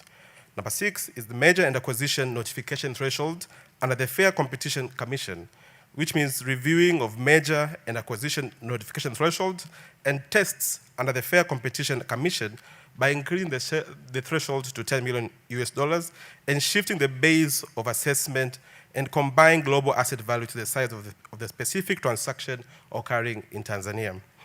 Number 7 is the public procurement regulation and 30% reservation for special groups. The amendments and the implementation of the public procurement regulation to explicitly recognize startups within the existing 30% window for youth and women-led businesses, together with the national and local government pilot programs that give startups their first major contracts. And 8, the National Startup Center and the Startup Economic Zone. Formal designation and operationalization of the National Startup Center and a Startup Economic Zone in Dar es Salaam with co-located services for registration, taxation, investment and export support, and workspace for high potential startups. Number 9 is multiple sector regulatory sandboxes, expansion and coordination of regulatory sandboxes in finance, insurance, telecommunication, health, energy, and standards and other proprietary sectors under a unified national framework, enabling innovators to test new product in controlled environment while regulators adjust rule based on evidence. And last, startup and innovation visa. This implies the development of a startup and innovation visa under the President's office and the ministry responsible for immigration, enabling qualified founders, skilled technical specialists, and startup investors to live and work in Tanzania more easily. Honorable Prime Minister, these are the reforms that the Tanzania Startup Associations, together with our members, have been working on with the government. They are designed to support the Tanzania development of Vision 2050 by turning our young, innovative, driven companies into a serious engine of job, export, productivity, and taxes. With deep appreciation for the partnership so far, with strong hope that your directives today will help us move from design to full implementation, it's my honor on behalf of the Tanzania Startup Association and the wider startup ecosystem to respectfully invite you to this day of the Tanzania Startup Week 2025. Thank you very much.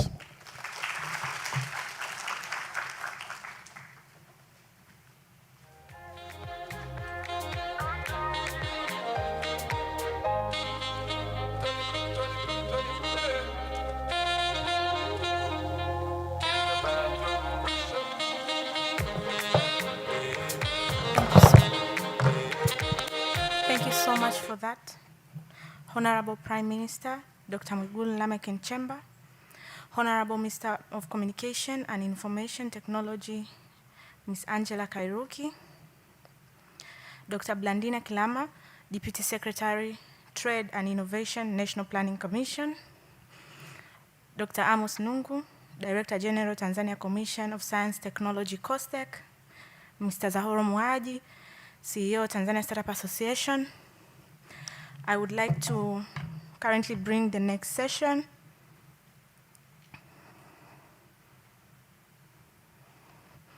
I'd like to call forward Mr. Zahoro Muhaji for the next session that is going to look around startup ecosystem.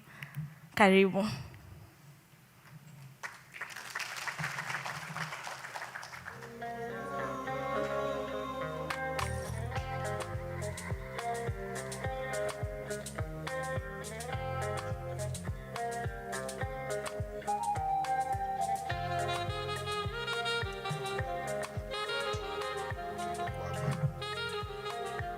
Hello. Thank you so much. Honorable Prime Minister, it's great to have you here. Welcome once again. As introduced, my name is Zahoro Muhaji, and what's about to happen next year is a quick fireside chat with one of Tanzania's startup founder, one of our brightest star, Mr. Geoffrey Tenganamba, wherever you are. Please come on stage.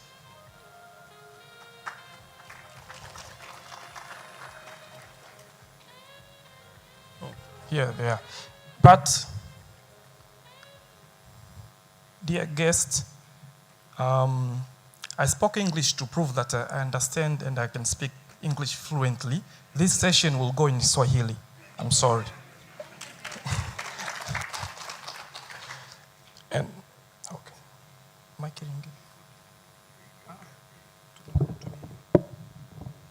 conversation. Haya, wageni walikwa. Kiingereza changu kimeishia hapa. Sasa tunazungumza kwa Kiswahili. Lakini kwa ufupi, sababu ya kutaka kufanya hii session kwa Kiswahili, Geoffrey, karibu. Sababu ya kufanya hii session kwa Kiswahili ni kwamba sababu ya kutaka kufanya hii session kwa Kiswahili, Mheshimiwa Waziri Mkuu, ni kwamba baadhi ya matukio yanayotokea kwenye hii session huwa tunarekodi na tunayaweka kwenye channel yetu ya YouTube ili au maudhui yale yaendelee kuwafaidisha vijana wengine ambao hawajafanikiwa kufika hapa. Kwa hiyo tunatumia lugha zote mbili kikatiba, lugha zetu ni Kiingereza na Kiswahili. Kwa hiyo kuna baadhi ya session tunafanya kwa Kiingereza, zingine tunafanya kwa Kiswahili. Hii tunakuomba ikikuridhia tufanye kwa Kiswahili kwa audience nyingine ambayo itaangalia baadaye. Ndugu zangu walisimama hapa mbele, anaitwa Geoffrey Tenganamba, ni kijana mbunifu. Nimemleta kwenu hapa mumsikie kwa sababu ni mmoja kati ya mtu nilimuona akiwa anaanza miaka 3-4 iliyopita. Akiwa hana kitu kabisa na leo amefika hapa, atatueleza zaidi kuhusu biashara yake. Geoffrey, karibu. tueleze kwa ufupi kabisa kuhusu kampuni yako na inafanya nini, inatoa suluhisho gani, na mpaka sasa imefika na hudumia watu wangapi? Asante sana. Asante sana Mr. Zaoro. Mheshimiwa Waziri Mkuu, Mheshimiwa Waziri wa Teknolojia, Mheshimiwa Dr.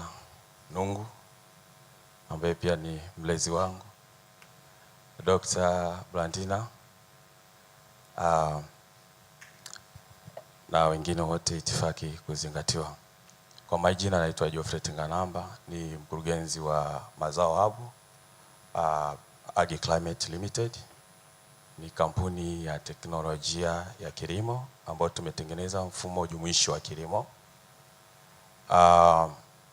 Kabla sijaelezea mfumo jumuishi wa kilimo, na kama Mr. Zaula alivyosema, nadhani tulianzia Costech tukiwa hata kodi tunahangaika kulipa miaka 3 iliyopita, na baadhi ya wafanyakazi walituacha, lakini hatukuacha, bado tulipambana. Lakini bahati nzuri tulikutana na Katibu Mkuu Wizara ya Kilimo 2023. Everything ambavyo tumeweza kufanikiwa vilianza kutokea 2023, ambapo Mheshimiwa Katibu Mkuu aliona potential ya kile tunachokifanya, na alivyoona akasema how come hauna uwekezaji, kwa akasema nitafanya kila namna uingie chini ya BBT. Mimi waga nasema ni BBT, kuna BBT wengine ambao ni wale ambao ni kwenye technology. So alivyofanya kila namna tukaingia BBT, then kupitia ofisi ya Makamu wa Rais Mazingira tulikuwa financed kwenda Italy, Roma kwa ajili ya World Food Forum. That was the first time nilivyoweza kukutana na mwekezaji wa kwanza, Catalyst Fund. Tumeenda COP29, COP30, sehemu mbalimbali kupitia support ya Wizara ya Kilimo kwa Katibu Mkuu, na tumeweza kufanya vitu vingi. Nimesimama hapa, tuna wafanyakazi 50 walio nyuma yangu ambao wameajiriwa kupitia kampuni ya Mazao Hub. Alafu tangu 2023 tulivyoanza kupata uwekezaji 2024, tumeweza kupata uwekezaji zaidi ya bilioni 6. Maanake tunasema ni bilioni 10. Na tena inabidi niseme hapa, Mheshimiwa Waziri Mkuu,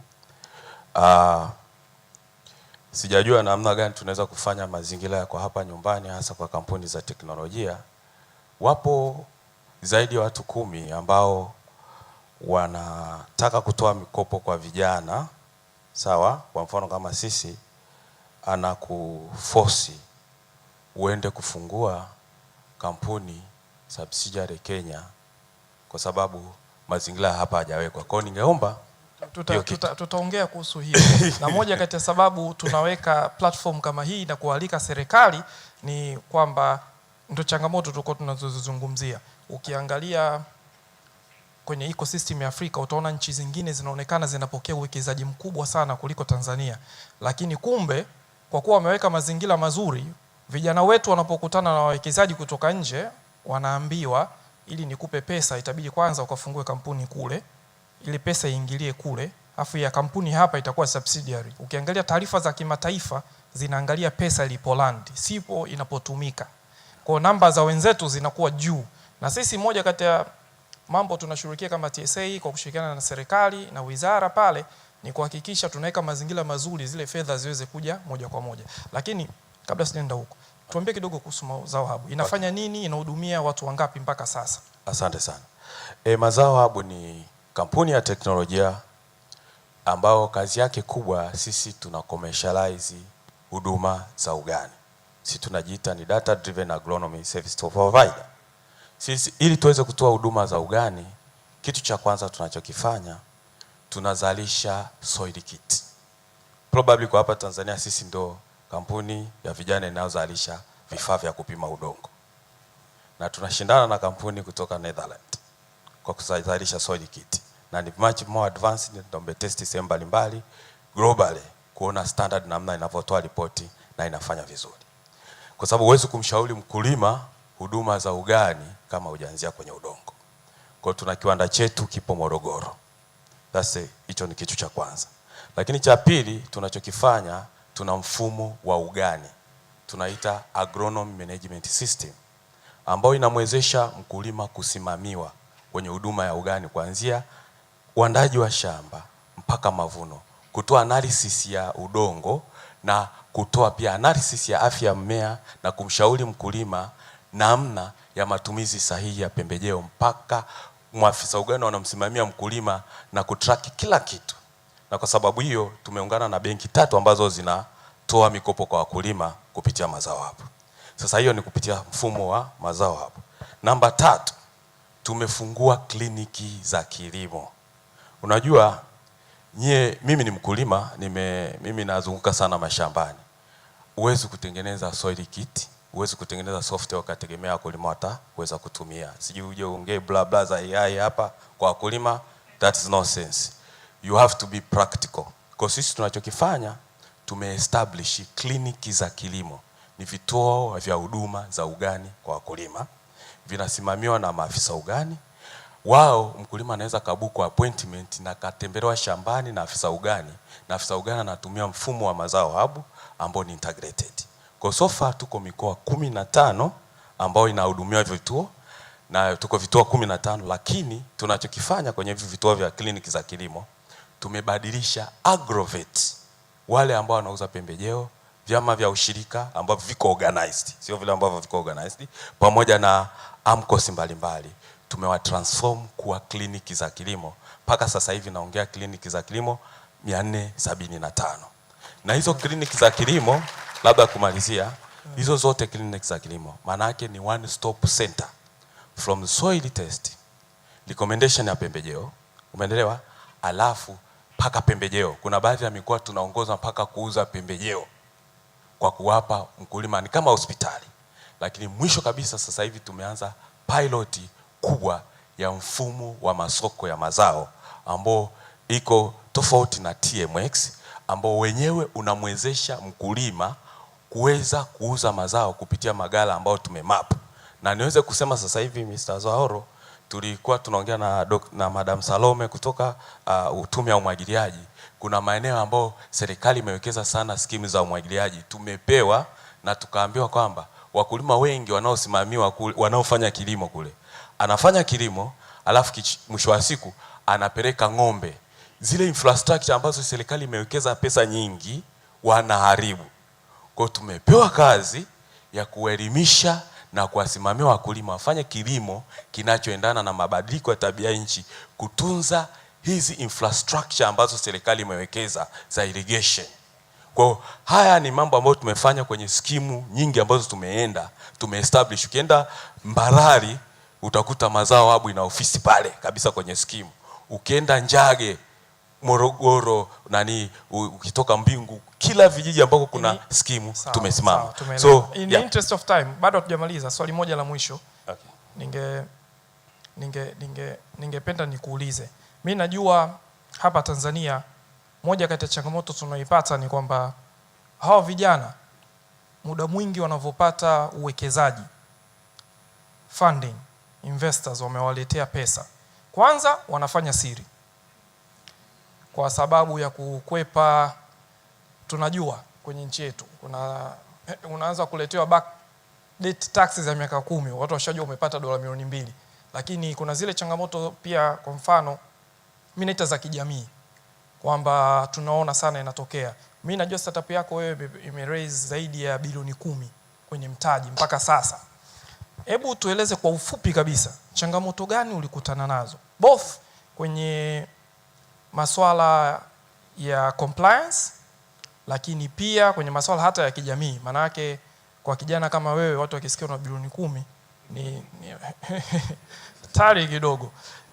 Hebu tueleze kwenye both front, changamoto gani ulizipata au unaendelea kuzipata mpaka sasa unapojaribu kuendelea kutafuta uwekezaji kutoka nje kuja nchini, unazipitia au umewahi kuzipitia? Hebu tueleze kwa ufupi kabisa. Labda niseme, unaposema changamoto gani ulizipitia, sema hivi, changamoto gani unazipitia. Ni game ya ni vita. Kwa sababu it's not about, ndio maana hata imefika muda mwingine unasema mimi nisijiite tu startup, kwa sababu vita unavyopigana ni sawa na vita ambavyo Vodacom anagongana navyo. So you have to handle the pressure. Unaweza ukalia ukarudi, umeshapata hela, lakini you are going through so much, but lazima ufanye uweze kufanikiwa, kwa sababu unapofikiria wafanyakazi walio wengi nyuma yako, uweze kukata tamaa. Unafikiria investor aliowekeza kwako amekuamini, uweze kukata tamaa. Kwa lazima uende ucomply. Kuna mambo mengi ambayo unabidi ufuate ucomply, kama ambavyo kampuni nyingine kubwa zinavyofanya, ambao sometimes muda mwingine sisi inakuwa ni unfair. Hata kodi unakuta unalipa, lakini sasa inabidi uende uweze kufanya. Inapokuja kijamii, nadhani hata wengine hapa wengi wanaweza wakaona, lakini sio mtu wa public sana. Baada ya kupata funding zamani kwa anaonekana sana, kwa nikapotea, kwa sababu kwa focus ikawa ni field. Nadhani hata Mr. Zalo ni hapa sasa hivi niko na watu wa World Bank na IFC wako juu hapa, tuna discuss kwa ajili ya partnership na IFC pamoja na World Bank kwa ajili ya kuanza kuwezesha financing kwa wakulima kwa hapa nchini. Kwa nimetoka hapo, nilikuwa kwenye kikao, nikasema lazima nije hapa nifanye kikao niongee. Muda mwingi tuna spend field kwa wakulima vijijini, kwa sababu hakuna maneno mengi kuliko hapa mjini. Kwa hiyo ukikimbia kwa wakulima vijijini, unaweza kukimbia labda ukaenda nchi nyingine huko, ukaenda kucross kwa ajili ya, sasa hivi tumeungana na benki, imebidi tulete credit guarantee scheme kwa ajili ya kuwasaidia wakulima kwa kukopesha. Kwa hiyo una spend so much time kwenye field. Mwanzoni hapo kwenye maelezo yako kwa ufupi kabisa ulizungumza changamoto ya kuambiwa ukasajili kampuni yako nje ya Tanzania ili wawekezaji ndio waweke hela. Hebu elezea kwa ufupi kidogo tupate experience hiyo, kwa nini na inakuwaje? Kwa kwanza nilikuwa na kama moja wa investor anaitwa XSML, walikuwa natupa mkopo wa $5,000,000, US $5,000,000. $5,000,000. Iweke kwenye shilingi tuelewe. $5,000,000 tunaongelea karibia bilioni 11.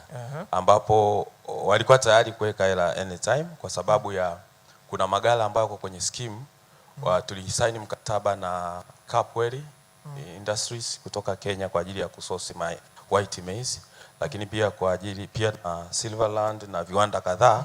Kwa hapa ilikuwa tunaenda kufanya discussion pia na mpaka kwenye viwanda vya bia ili kuwezesha waweze kusource mazao. Tayari tunayo mikataba na kadhalika. Sasa investor akasema kwamba nakupa hii hela, lakini ili niweze kukupa hii hela kuna namna ambavyo mimi sijapata regulation bado sija comply kwa hapa Tanzania. Kwa bora uje kusajili Kenya. Na nisiwe mnafiki, tukasajili nani hataki kufanikiwa. So kwa tukasajili subsidiary Kenya, ingawa Tanzania ndo the main. Lakini the same thing pia ilitokea Rwanda. Kwa Rwanda ilibidi na kwenyewe na wizara kule moja kwa moja kwa ajili ya kufanya. Kwa kulikuwa na baadhi ya watu walifanywa kutoka wanaitwa kasa. In interest of time. Yes. In interest of time, nikushukuru. Muda wetu bado mchache sana na mheshimiwa tunaambiwa bado ana ratiba ndefu. Mimi nikushukuru Bwana Geoffrey. Lengo la kukuita hapa ni kutoa tu ufikiria Baresa tu. Hata wapo vijana wa Kitanzania kama sisi, kama huyu bwana leo kavaa suti maajabu kabisa. Kwenye mheshimiwa waziri mkuu, kwenye ecosystem yetu humu sisi suti kidogo. Yangu nayo moja nitaenda kuwapa kesho kama diwani. Nilikuwa kwenye kikao. Sijataka niichafue. Lakini kuwaonyesha vijana wenzetu kwamba jamani, wapo vijana wenzetu kama wao wamejaribu, wamejenga mifumo, wana ubunifu wao na wamefanikiwa, wameweza kupata support. Ameelezea kwa kirefu hapa support aliyopata kutoka serikali kuanzia pale Costec mpaka Wizara ya Kilimo, na mpaka sasa yupo ametengamaa na anaendelea mbele. Kwa hiyo lilikuwa lengo fupi tu la kufanya hii session. Asante sana ndugu yangu Geoffrey. Na mimi naishia hapa. Naomba nirudishe mic kwa moderator. Asanteni jamani. Asante sana, nashukuru sana. Very informative session. Tumepata kuyasikia mengi. Thank you very much. Now, Mheshimiwa mgeni rasmi, Waziri Mkuu Dr. Mwigulu Nchemba, Mheshimiwa Waziri wa Mawasiliano, Mama Angela Kairuki na meza kuu. Ningependa kumleta msemaji anayefuata. Tulipata bahati ya kuwa naye jana and she gave us a lot of information on how Dira 2050 has many opportunities for young people in different areas of work, infrastructure, technology, and most of the young people ambao walikuwa hapa ambao ni under 25, we were really wowed kwamba okay, there's still kuna fursa na kuna vitu vingi tunaweza tukavifanya. So we really had an amazing time. So at this time, naomba tumchapie makofi the Deputy Secretary, Trade and Innovation, National Planning Commission, Dr. Blandina Kilama. Karibu sana.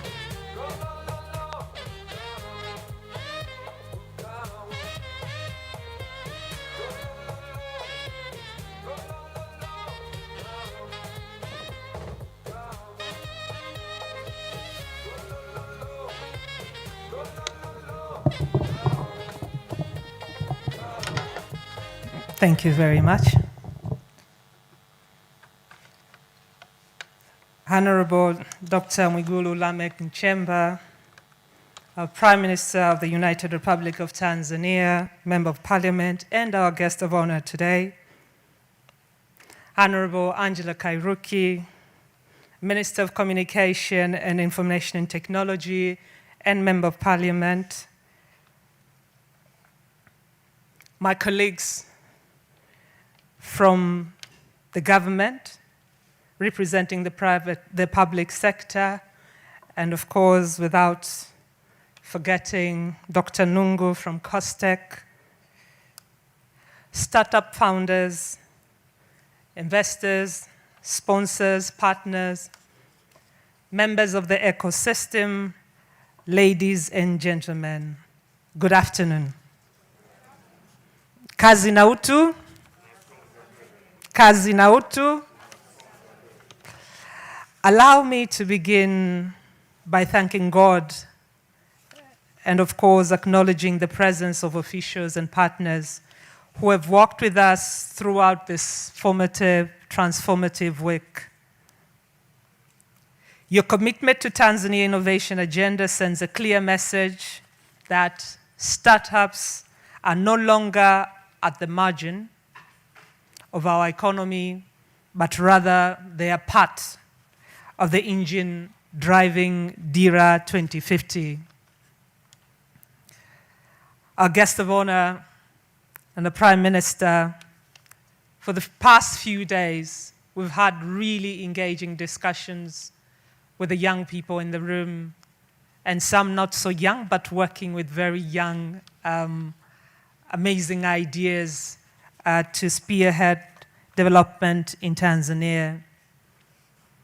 Honorable guest of honor, allow me to extend heartfelt appreciation to Tanzania Startup Association and all collaborators, sponsors, hubs, universities, investors, and development partners. They have delivered just not an event, but rather a very powerful platform for learning, connection, and shared ambition. Asanteni nyote sana. And you've witnessed a fire chat here between Geoffrey Tenganamba of Mazao Hub and Zahor. Trust me, the last 3 days were as fiery as what you've just saw. Guest of honor, over the past few days, we have witnessed the energy, the ideas, the resilience of Tanzanian founders. But we've also been reminded of something deeper. An ecosystem is only as strong as the governance that anchors it. For Tanzania to build a world-class innovation economy, we must make governance, accountability, and integrity non-negotiable. And this, as it was very well said by the MC previously, we went through this the first day I gave a keynote. Our guest of honor, a healthy ecosystem is not built by funding alone. And Mazao Hub just shared that with us. It is built by strong institutions, responsible leadership, transparent systems, and trust. And with this, I have a message to our startups. You are building the future, but remember, great ideas must be grounded in good governance. Investors follow discipline, whether in Tanzania or in Kenya or elsewhere, not just passion. You need to build system, keep records, communicate clearly, and lead with integrity. To our supporters, that is the hub mentors, investors, and partners, we really urge you to continue shaping our founders, not only to allow them to pitch well, but also to govern well. Let us raise a generation of entrepreneurs who understand compliance, ethics, and long-term stewardship. And then to my fellow from the government, as it has been evidenced for the past 3 days, our role is to create an enabling environment where innovation thrives. Predictable regulation is a cry we've been hearing all throughout, coordinated policies, and of course, there is a need for public and private collaboration. We showed it here at the side event that we were happy to co-host, where whenever we work together, Tanzania become a fertile ground for investment and growth. And of course, it's sad we are approaching, the close, but I understand there are other activities going on. As we approach the closing of the Tanzania Startup Week, let us carry forward one shared commitment, dear guest of honor, to build an ecosystem where innovation grows because governance is strong, where ambition succeeds because institutions are trusted, and where startups scale because partners and policymakers move in unity.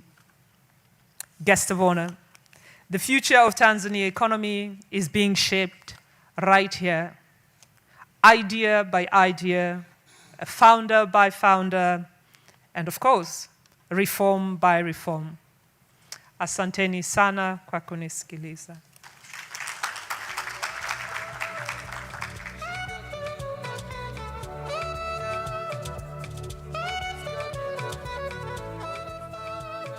Thank you so much for that speech. Honorable Prime Minister Dr. Mwigulu Lameck Nchemba, Honorable Angela Kairuki, Minister of Communication and Technology, distinguished guests, for this next session, I'd like to call forward one of our ministers here who has been a member of parliament since 2020. Over the years, she has held various ministerial positions, including roles in land, housing, mining, and service in the President's office. And currently, she serves as a Minister of Communication and Information Technology. Honorable Angela Jasmine Belwa Kairuki for remarks from the Ministry of Communication and Information Technology.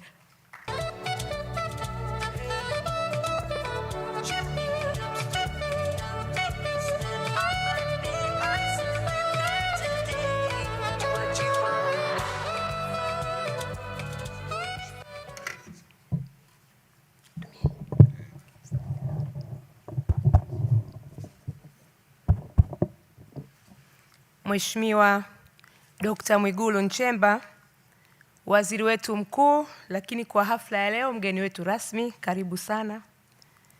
Ndugu yangu Dr. Amos Nungu, mkurugenzi wetu mkuu wa taasisi yetu ya COSTECH. Ndugu yangu Dr. Blandina Kilama, naibu katibu mtendaji wa Tume ya Mipango. Watendaji mbalimbali kutoka serikalini mlioko hapa pamoja na sekta binafsi. Mzee wetu Balozi Ami Mpungwe, Zahor Mhaji, mkurugenzi mkuu wa TSA, wajumbe wengine wote wa taasisi yetu ya TSA, kazi na utu, Jamhuri ya Muungano wa Tanzania. Mheshimiwa Waziri Mkuu, awali ya yote ni kukaribishe sana katika wiki hii ya biashara au kampuni changa zinazochipukia, na hapa hii ni mara ya pili wanaendesha wiki hii katika mwaka huu. Hii ni wiki ya pili, na kwa hakika kauli mbiu yao inaendana kabisa na malengo yaliyobainishwa katika dira yetu ya taifa ya mwaka 2050. Mheshimiwa Waziri Mkuu, tunaamini kupitia kumalizika kwa tamasha hili au kwa wiki hii itaweza kuchangia na kuleta mageuzi makubwa sana katika uchumi pamoja na katika afua mbalimbali za kijamii. Mheshimiwa mgeni rasmi, ni kushukuru kwa niaba ya TSA, lakini vile vile kwa niaba ya Wizara ya Mawasiliano na Teknolojia ya Habari na wadau wengine mbalimbali kwa kutenga muda wako adhimu. Tunajua una ratiba ndefu na ngumu sana, lakini umeweza kutoa heshima na umuhimu mkubwa kwa ajili ya tukio hili. Asante sana na karibu sana. Mheshimiwa Waziri Mkuu, serikali kupitia Wizara ya Mawasiliano na Teknolojia ya Habari tunaendelea na jitihada mbalimbali kuhakikisha tunajenga mazingira mazuri kwa ajili ya ukuaji wa kampuni au biashara changa au startups kwa hapa nchini kwetu. Na katika kulieleza hilo, Mheshimiwa Waziri Mkuu, kwa sasa tunaendelea kuhakikisha kuona ni kwa namna gani tunaboresha ekolojia kwa ajili ya biashara hizi changa kuweza kukua zaidi, na mpaka kwa takwimu tulizonazo hivi sasa takriban startups zilizosajiliwa 1041 zinaendelea kufanya kazi na zimeweza kutoa ajira takriban 140,000 na imeweza kuchangia mapato kwa mwaka 2024 takriban dola milioni 96.4, lakini katika mwaka huu tulioko hapa mpaka sasa dola milioni 300, na utaweza kuona ni kwa namna gani kwa kiasi kikubwa wana mchango mkubwa sana endapo watalelewa na kuweza kusaidiwa kuendelea kuboreshewa mazingira ya kufanya shughuli zao, kiwemo upatikanaji wa mitaji, miundombinu, swala zima la sheria na mazingira mengine ya kiutawala. Mheshimiwa Waziri Mkuu, ukiangalia katika biashara hizi au kampuni hizi changa zinazochipukia, kwa kiasi kikubwa masuala ya teknolojia ya kifedha au fintechs yana account asilimia kama 40 ya startups zote, lakini vile vile tunazo tech za kilimo kama tulivyosikia hapa katika Mazao Hub na wengine kilimo tech, lakini pia tuna tech za afya pamoja na tech nyingine za elimu. Mheshimiwa Waziri Mkuu, bado tunajua changamoto kubwa kwa upande wa kisera. Startups zimekuwa classified katika General SMEs Policies, na tunachokifanya kwa maelekezo ya serikali ni kuendelea kuhakikisha tunaweka mazingira wezeshi sasa ya kisera pamoja na ya kisheria. Nipende tu kuarifu Mheshimiwa Waziri Mkuu, tayari tumeshaanza jukumu hili la kuandaa sera. Tulipewa jukumu hili na serikali, Wizara ya Mawasiliano na Teknolojia ya Habari, tukitambua kwamba bado ziko bunifu nyingi, bunifu za kidijitali, lakini bunifu zingine ambazo wala hazihusiani pia na kidijitali. Lakini serikali iliona ili tuweze kwenda mbele ni lazima tuchukue hatua kwanza, ikakabidhiwa jukumu hili kwa Wizara ya Mawasiliano na Teknolojia ya Habari ili kuweza kutanguliza mbele kuhakikisha sera hii inaweza kutungwa. Ambacho tumeshakifanya mpaka sasa, Mheshimiwa Waziri Mkuu, tumeshaandaa taarifa kizio au baseline study, lakini vile vile tumewashirikisha kampuni hizi changa katika maandalizi ya sera hiyo, na tunaamini sasa tumeshakamilisha rasimu ya sera pamoja na mkakati wa utekelezaji wa sera hii, na tumeshawasilisha katika mashinari ya kiserikali kama unavyofahamu kupitia sekretarieti yetu ya Baraza la Mawaziri, na michakato mingine ndani ya serikali inaendelea. Kwa Mheshimiwa Waziri Mkuu, kupitia wewe tuwatoe hofu watu wetu wa TSA, mchakato huu unaendelea. Ni jambo jipya katika nchi yetu, lakini tunaamini tutafika katika sehemu inayostahili kama ambavyo mmekuwa mkituelekeza. Mheshimiwa Waziri Mkuu, kwa kuongezea hafla hii au hadhira hii ya kwako, nitaomba niseme tu maeneo machache nini tumeendelea kufanya zaidi ya sera. Tumeendelea pia kuhakikisha tunajenga ujenzi wa mnyororo wa ubunifu wa kidijitali, na tunaandaa programu ya miaka 3 na tunashirikiana pamoja na wenzetu wa JICA Japan. Lakini ya pili pia tunaendelea kuangalia namna gani tutatengeneza pia sheria ya tehama ili kuhakikisha yote haya ya kwenda sambamba, na hili pia nalo liko sehemu nzuri sana.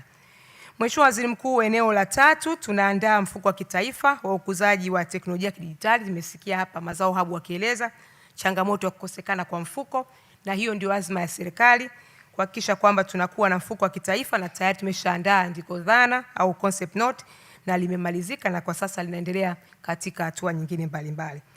Mheshimiwa Waziri Mkuu, vile vile tume yetu ya TEHAMA au ICTC tumeshirikiana na PPRA kuandaa mwongozo. Kama tunavyofahamu Mheshimiwa Waziri Mkuu, kupitia sheria na kanuni za PPRA, vijana pamoja na makundi mengine wakiwepo wanawake, wazee na watu wenye ulemavu wanakidhi vigezo vya kushiriki katika manunuzi ya umma kupitia zabuni serikalini, lakini pia katika halmashauri zetu. Kwa hiyo tumeandaa mwongozo kupitia ICTC pamoja na PPRA kuona ni kwa namna gani pia kampuni changa, tumeandaa mwongozo ambao kampuni changa pia nazo zitawekewa utaratibu wa namna gani wataweza kushiriki katika manunuzi kwa umma kupitia mfumo wetu wa manunuzi wa NeST. Na kupitia mfumo huo tumeandaa mwongozo ambao utaweka vigezo, ni startups zipi, makina zenyewe zinatofautiana, lakini pia kuweka ukomo wa mitaji, kwa sababu pia na yeye unaweza kukaa startups miaka 5, miaka 10, how do you grow and graduate kutoka katika startups na kuendelea katika hatua nyingine. Mheshimiwa Waziri Mkuu, vile vile kupitia tume yetu ya TEHAMA tumeendelea kushirikiana na benki ya CRDB. Kama ambavyo umeona program ile ya Imbeju, tulishiriki pia katika kuandaa program hiyo pamoja na CRDB ili kuhakikisha kunakuwa na uwekezaji ikiwemo pia na kampuni changa zinaweza kunufaika. Mheshimiwa Waziri Mkuu, vile vile tunaendelea kuandaa tuzo mbalimbali zikiwemo katika sekta yetu ya TEHAMA. Tumeandaa Jamii Hackathon, lakini tumeandaa pia tuzo za Girls in ICT, Tanzania AI Forum pamoja na Tanzania Annual ICT Conference kama majukwaa ya kuweza kujadili mambo mbalimbali ili kuendelea kukuza ubunifu katika sekta yetu, lakini pia kuona ni kwa namna gani tutaweza kutoa ufadhili kwa ajili ya wadau wetu hawa muhimu. Lakini vile vile Mheshimiwa Waziri Mkuu, kupitia tume yetu ya TEHAMA tunaandaa vituo vya ubunifu au innovation hubs pamoja na biashara incubators katika mikoa takriban 8 ukiwemo mkoa wa Lindi, lakini vile vile Arusha, Dar es Salaam, Zanzibar, Dodoma, Tanga, Mbeya pamoja na Mwanza, na tuko katika hatua nzuri ili kuhakikisha tunaweka mazingira wezeshi na mazuri zaidi kwa wabunifu wetu wa TEHAMA ili wawe na uhakika wa maeneo ya kufanya bunifu zao, lakini vile vile kuwa na uhakika wa kupata miundombinu stahiki kwa ajili ya kuweza kufanyia bunifu zao, na sisi kama serikali itatusaidia pia kuwaratibu, lakini pia kuweza kufuatilia ukuaji wao wa haraka katika shughuli wanazozifanya. Mheshimiwa Waziri Mkuu, hadhara hii ni ya kwako. Kipekee kabisa ni wahakikishie TSA pamoja na wabunifu wote pamoja na kampuni zote changa tutakuwa pamoja. Mimi ndo kwanza nimeingia, nina wiki 2 tu. Sasa hivi bado niko katika orientation ya ndani, lakini nitafuata kwenye kampuni za simu na za minara, na baadaye tutakuja kuketi pia na TSA kuweza kuwajulisha tumefika wapi katika maandalizi ya sera, sheria, ili na nyinyi muweze kuendelea kutoa mchango wenu. Mheshimiwa Waziri Mkuu, yangu hayo ni machache, lakini jukumu langu kubwa ni kukukaribisha ili uweze kuzungumza na hadhara hii, na sisi kama wizara tutakuwa tayari kutekeleza yote ambayo utaelekeza. Mheshimiwa Waziri Mkuu, karibu sana.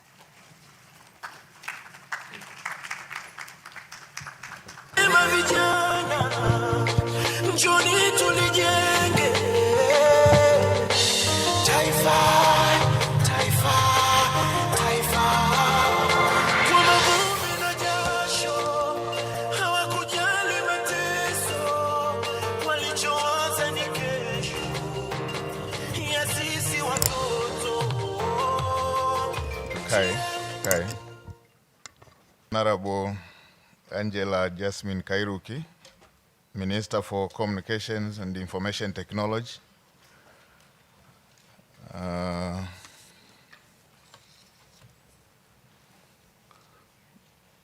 Dr. Blandina Kilama, Deputy ES, National Planning Commission. I take note of all government officials here present. Chairperson of the Board of Tanzania, Mzee Ame, thank you for being with us. Distinguished delegates, ladies and gentlemen, Jamhuri ya Muungano wa Tanzania,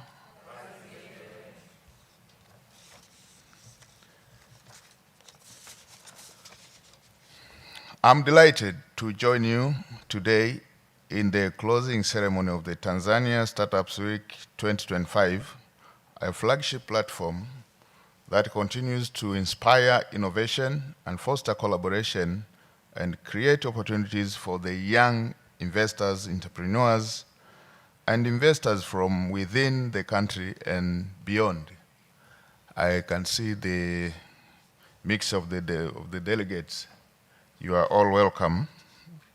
And as I was informed, we have all of the youth and beyond. And every time I start crying as I see my birthday coming, which will take me out of this powerful group. I also wish to extend my fraternal greetings and best wishes from Her Excellency Dr. Samia Suluhu Hassan, the President of the United Republic of Tanzania, whom due to other equally important national commitments, she could not participate in this gathering. Her Excellency Dr. Samia Suluhu Hassan has instructed me to ensure and bring the greetings, ensure that her leadership will continue fostering youth innovations and private sector-led growth at the center of our national development agenda. Let me also congratulate the organizers, sponsors, and partners for coordinating this important event that strengthens our digital economy and enhances Tanzania's status as an emerging hub for innovation in Africa. I commend you for your unwavering commitment to ensure that Tanzanians investors play a vital role in the economic development and addressing the challenges confronting our citizens, and particularly the youth. The week reinforces the government's commitment to nurturing a vibrant innovation ecosystem, one that outlooks new industries, accelerates job creation, and strengthening Tanzania's global competitiveness. It provides national visibility to homegrown solutions that are transforming key sectors such as agriculture, health, education, finance, and public services delivery, showcasing the potentiality of youth and the practical impact of technology on everyday lives. This platform strengthens trust and collaboration between the government and the private sector, ensuring that innovation becomes a shared national undertaking rather than an isolated effort. The Startup Week plays a catalytic role in mobilizing investment and resources for startups, thereby expanding opportunities for sustainable enterprises, growth, and economic empowerment across the country. Dear participants, the importance of this week goes beyond activities and events. It symbolizes our collective responsibility in solving and positioning Tanzania as a hub of innovation in Africa and to build a digital economy that is inclusive, competitive, and future-ready.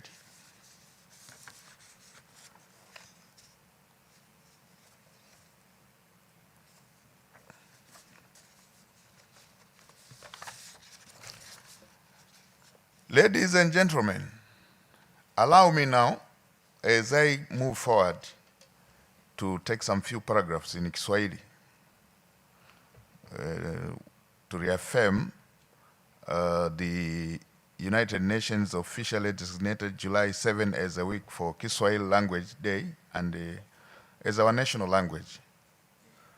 In this way, we celebrate our language and it is internationally recognized. Ndugu washiriki, serikali imeweka mfumo kamili wa uratibu kupitia Baraza la Taifa la Uwezeshaji Wananchi Kiuchumi ili kuharakisha kampuni changa hasa za vijana kukua.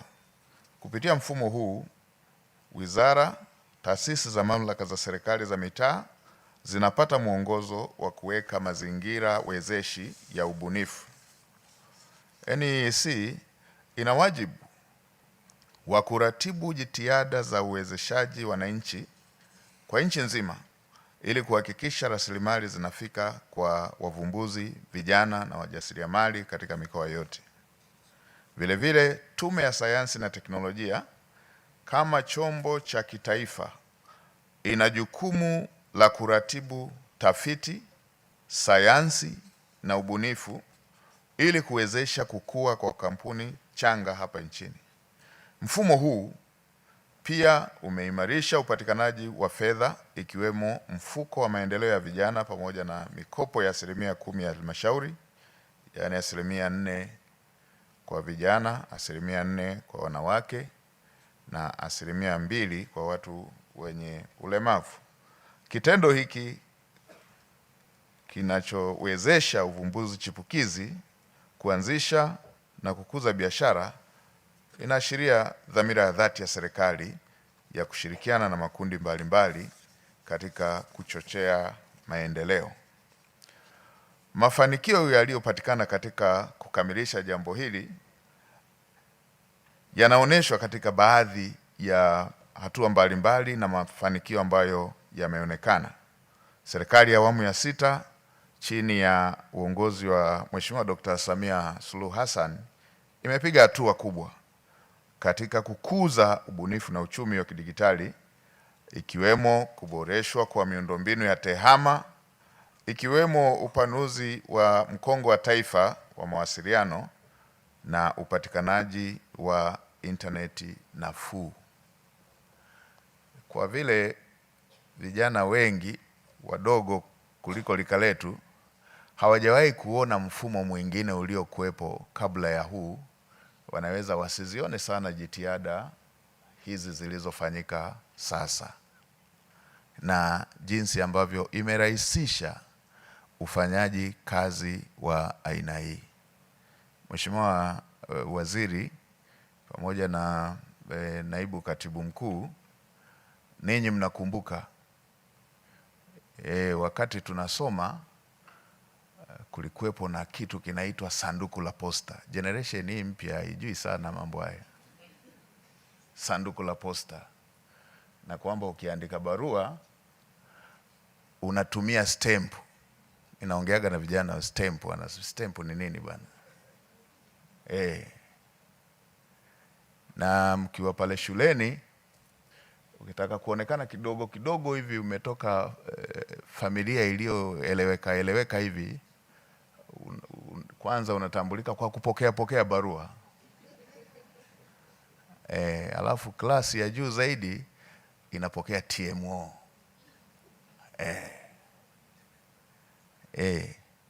Ilikuwa wakikucheka sana. Kwa siku zingine una sacrifice shilingi 15 unajiandikia barua, alafu na wewe uitwe parade upokee barua. Lakini sasa unaweza ukaona nchi ilipofika kwamba mawasiliano si tu mawasiliano, bali mawasiliano ni uchumi, ni ajira, ni jambo kubwa.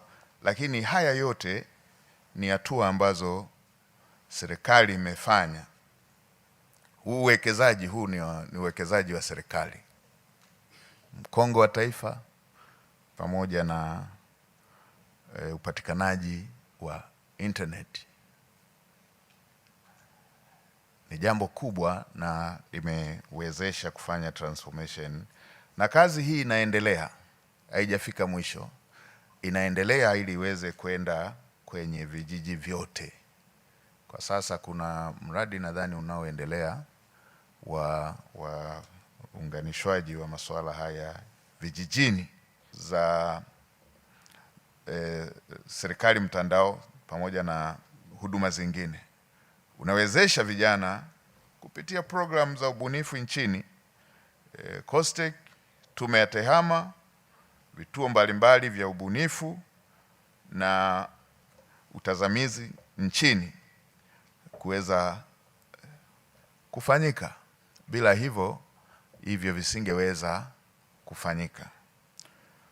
kuzalisha ajira na fursa mpya kupitia ukuzaji wa makampuni ya kiteknolojia, ambalo na lenyewe ni jambo ambalo limefanyika vizuri, marekebisho ya sheria na masuala ya kiutawala, kurahisisha mazingira ya kufanya biashara kwa kampuni changa, ikiwa ni pamoja na kupunguza urasimu na gharama za ubunifu, kuongeza upatikanaji wa mitaji, ikiwemo makubaliano kati ya kituo cha mauzo ya hisa cha Dar es Salaam na TSA ya kuwezesha kampuni changa kutafuta mitaji kwa njia rasmi, na niwapongeze sana TSA, hamjabaki nyuma katika kuhakikisha kwamba mnapiga hatua na kutumia fursa hizo ambazo zinajitabu kuona idadi ya kampuni changa hapa nchini zikiongezeka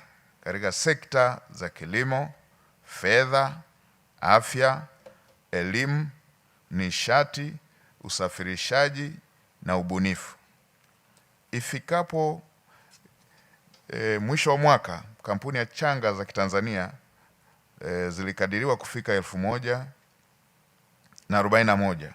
by 2024 na zimezalisha ajira zaidi ya 340,081, nyingi zikiwa ni za vijana. Hii ni hatua kubwa na inafaa kupongezwa. Na mimi niwaambieni, vijana mnaochukua hatua kama kundi hili, ninyi ndo hatima ya Tanzania.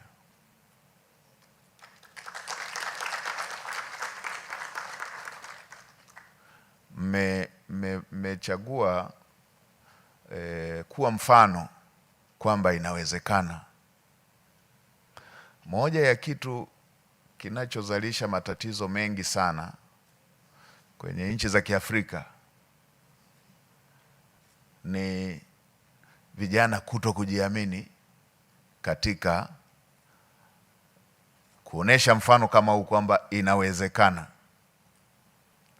kutengeneza taasisi ya uzalishaji na ukatengeneza ajira kwa wengine pia.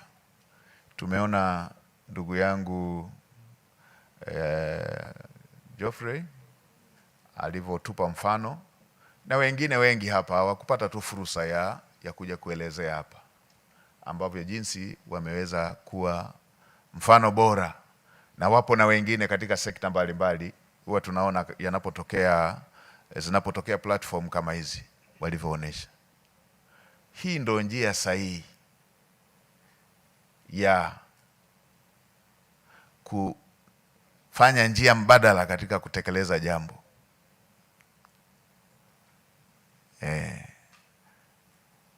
Hiyo ndo future ya nchi yetu, sio kusema sana njia mbadala, kutenda kwa njia mbadala kama ambavyo wenzetu hao wamefanya. Jipongezeni kwa mara nyingine tena. Kama Mheshimiwa Waziri alivyosema, serikali itatekeleza yale masuala ya kiutawala yakiwemo ya kisera, lakini pia serikali imeendelea kutekeleza maeneo ambayo yanahitaji marekebisho ya masuala ya kiutawala ili kuweza kufanya mazingira yawe rafiki kwa vijana wanaofanya shughuli za aina hii. Tumeshughulikia mambo mengi, yamebaki yale ambayo yanatuhitaji yote kama taifa kubadilika, yale ambayo yanatuhitaji yote kama taifa, sio serikali tu, wote kama taifa, kuhusu mtazamo tunavyoona sekta binafsi. Bado tuna kazi kubwa kuhusu jinsi tunavyoiheshimu sekta binafsi, na hili si la serikali tu, ni la jamii nzima. Sisi kama Watanzania lazima tubadilishe mtazamo tunavyoiona sekta binafsi. Moja, nidhamu ya kutekeleza haya tunayotekeleza kwenye sekta binafsi. Nakumbuka wakati tunatoka chuo tukaanzisha taasisi yetu, na mimi ndo najaribu kuratibu niko kiranja, tukataka tupate financing. Sasa ili tukamilishe andiko lile ambalo tunataka kulipeleka andiko la mradi, tulihitaji tuweke details zingine zinazohusisha masuala ya andiko hili liweze kukamilika. Mmoja rafiki yangu akanambia kwa simu tu, wamesema wanatoa shilingi ngapi, basi ili nitume akaunti ya kwangu uniingizie huku. It was meant for, kama ni mradi, it is meant for for investment, sio kwa ajili ya kugawana. It's meant for investment.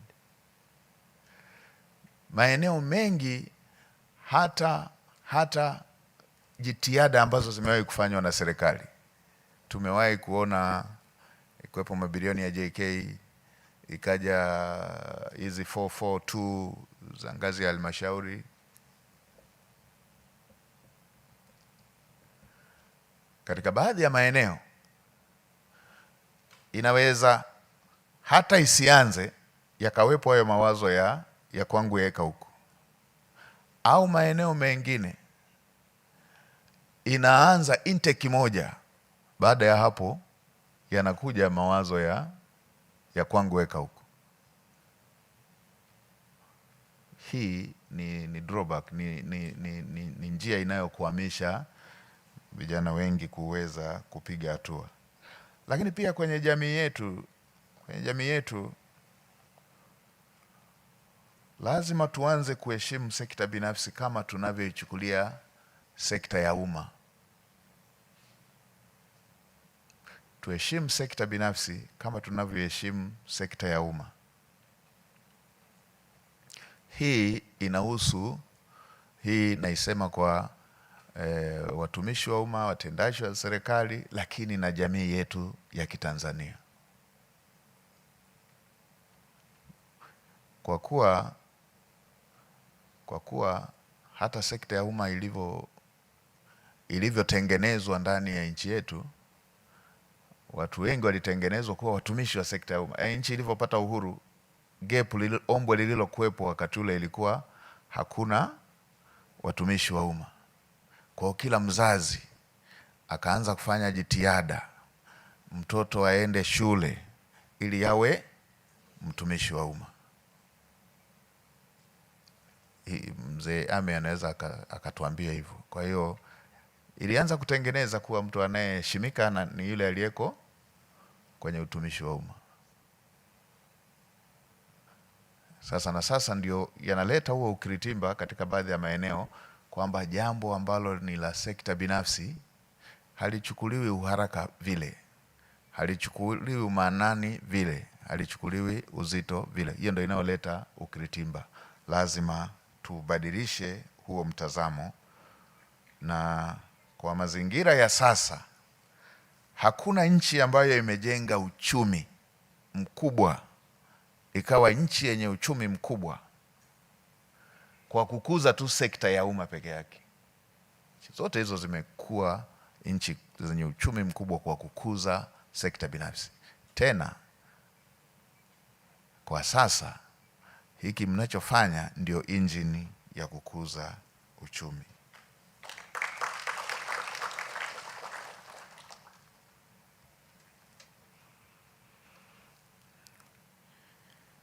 Serikali kwa sasa imefanya baadhi ya marekebisho ya sheria ambayo yanapunguza baadhi ya maeneo yaliyokuwa yanaleta ukiritimba. Tunaamini kadri siku zinavyoenda tutaanza kuyaona hayo mabadiliko. Maeneo mengi sana yamefanyiwa marejeo, yakiwemo ya kisheria, yakiwemo ya kikanuni, yakiwemo utekelezaji wa blueprint pamoja na masuala mengine ya kiutawala. We are very happy to note that over the past 5 years, Tanzania Startups Week has continued to significantly grow as one of the national innovation ecosystem approach. Some of the notable achievements include more than 700 startups have benefited from trainings, mentorships, and pitching opportunities. Local and international investors have entered into funding agreements with selected startups. Innovations has expanded in key sectors including fintech, digital health, agri-tech, e-learning, mobility and e-commerce, and new collaboration platforms have emerged between the public and private sectors, as well as public awareness on the role of innovations in economic transformation and has increased considerably. I hope the 2 days you spent here were productive, and I'm informed that over the past 2 days, you have reflected on how to position startups for Vision 2050. You will recall that in July, Her Excellency Dr. Samia Suluhu Hassan, the President of the United Republic of Tanzania, launched Vision 2050. And this vision is not only a government outlook, but a reflection of the aspirations of the Tanzanian people. Tanzanians want their country to reach upper middle income status valued at $1 trillion by 2050. The engine to drive the country toward this vision is the private sector, including startups. To be precise, we will not achieve Vision 2050 by simply doing more of what we are already doing in the past. Nilisema na pale mwanzo, tutapiga hatua kama watapatikana watu wanaofanya kwa njia tofauti kama hivi mnavyofanya. Hii ni approach badala ya utaratibu uliokuwa ukifanyika. A $1 trillion economy cannot be built on a raw commodities and small incremental changes alone. It requires an innovative approach to doing things. New processes, new firms, new products, and new technologies that can grow tenfold rather than 10%. It requires Tanzanians innovations that attract global attention and generate demand. In this transformation, startups and innovative enterprises are not a side story, they are the primary drivers of Vision 2050. We all know that our population is growing, led by the young people who need decent jobs. It is clear that a significant share of those jobs will have to come from firms that do not yet exist. That is why I consider what happens in this room as not only a side conference, but a preview of Tanzania's youth future. You are doing it, and you will be an example for most of other youth who are outside, who are not here today. As we chart the next phase of Tanzania's innovation and digital transformation agenda, it is important that we align our efforts around a few critical priority areas that will determine the pace and quality of our progress. In this regard, allow me to underscore some few. One being further reduction of bureaucracy in registration, licensing, and regulatory processes for startups. We have been characterized by controls rather than facilitations. Everywhere, control, control, control. Mtu yeyote ukimpelekea wazo, halijui vizuri, anaanza kwanza kukuelezea ni kwa namna gani haliwezekani.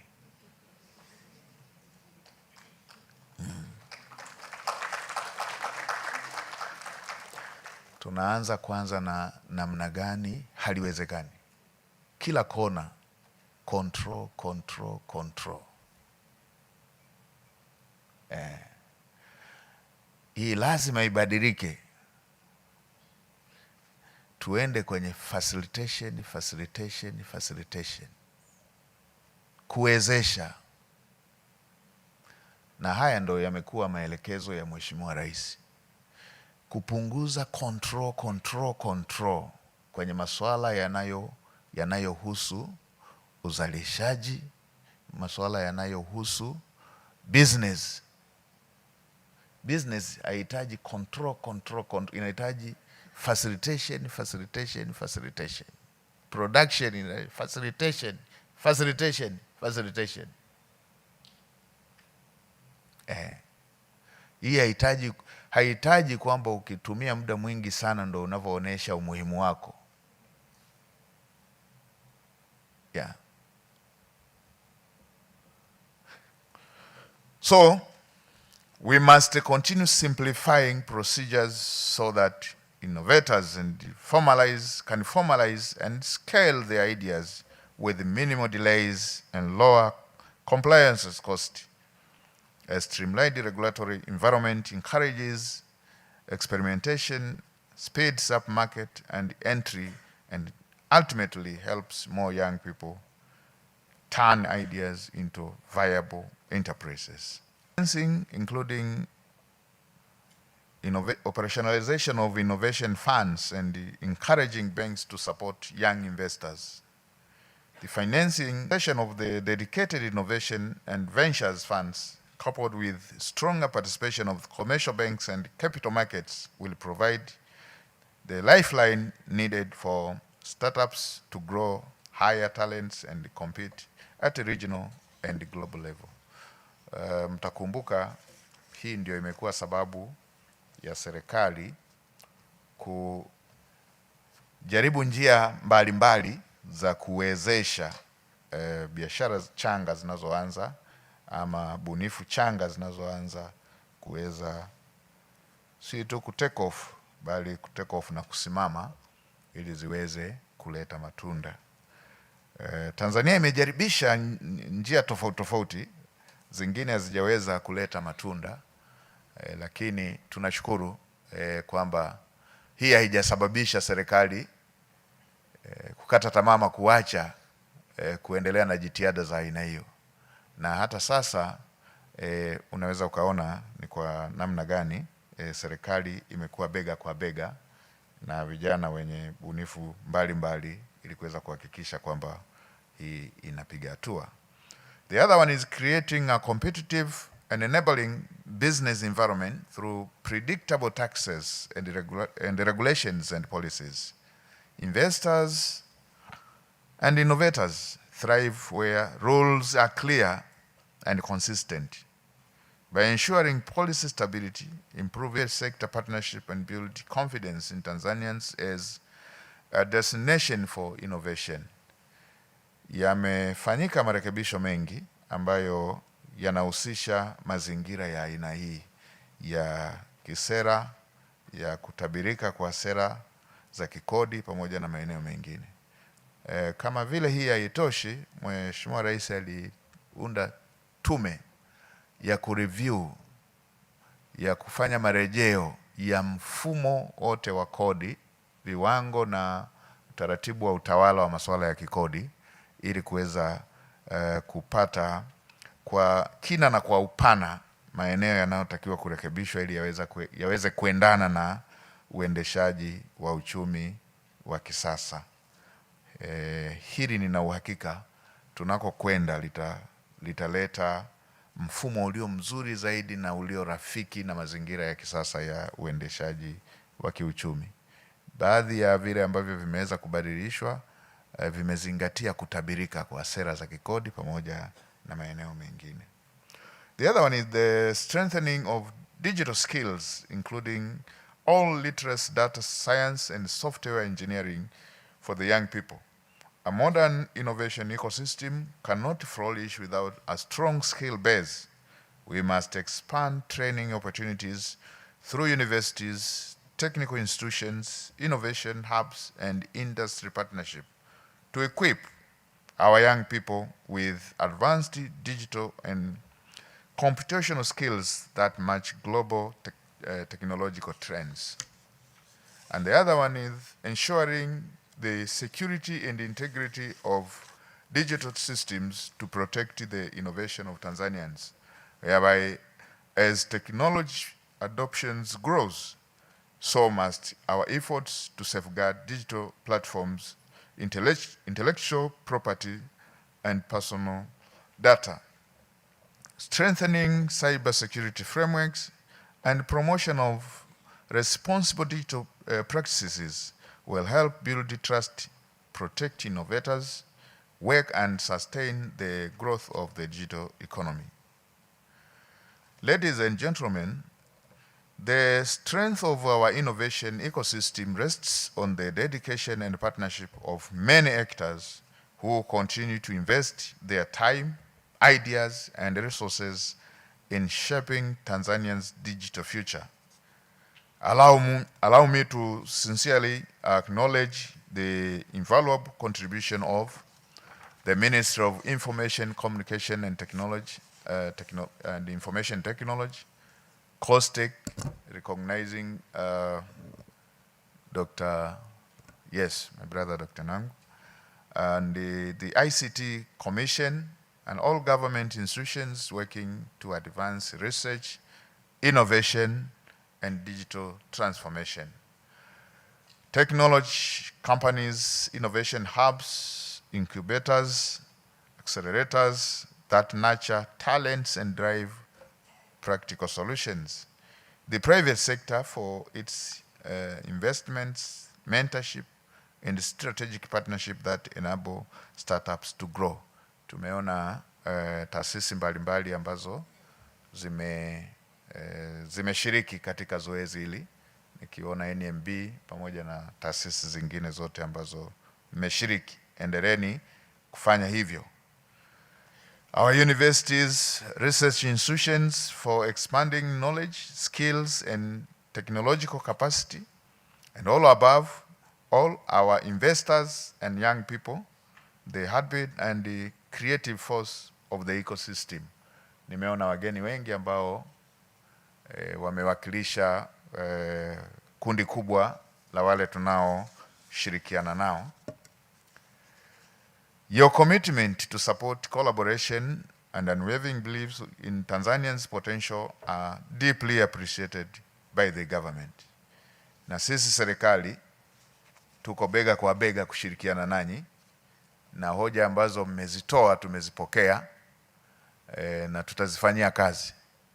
Maeneo kama yale ya aliyoyasema ya sifa ya investor ama partner,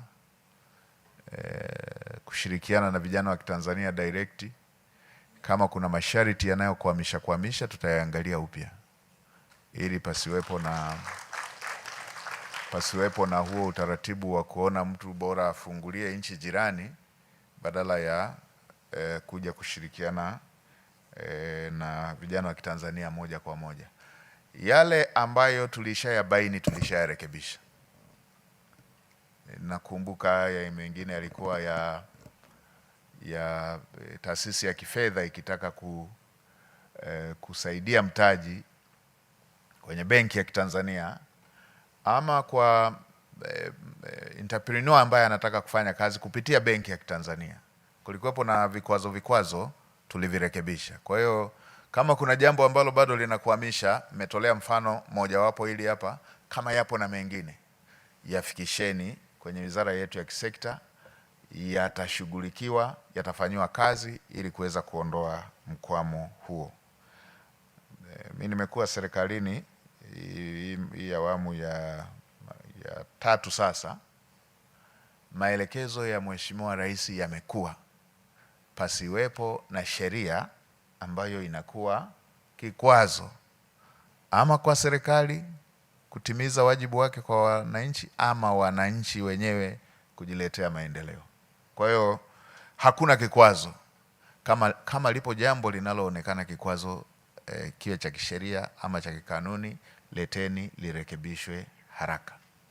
leteni lirekebishwe haraka. Serikali haina kipingamizi kuhusu kurekebisha hayo mazingira na kuwawezesha Watanzania kujiletea maendeleo. Na kama nilivyosema, rai yangu kwa Watanzania, tubadili mtazamo tunavyoiangalia sekta binafsi.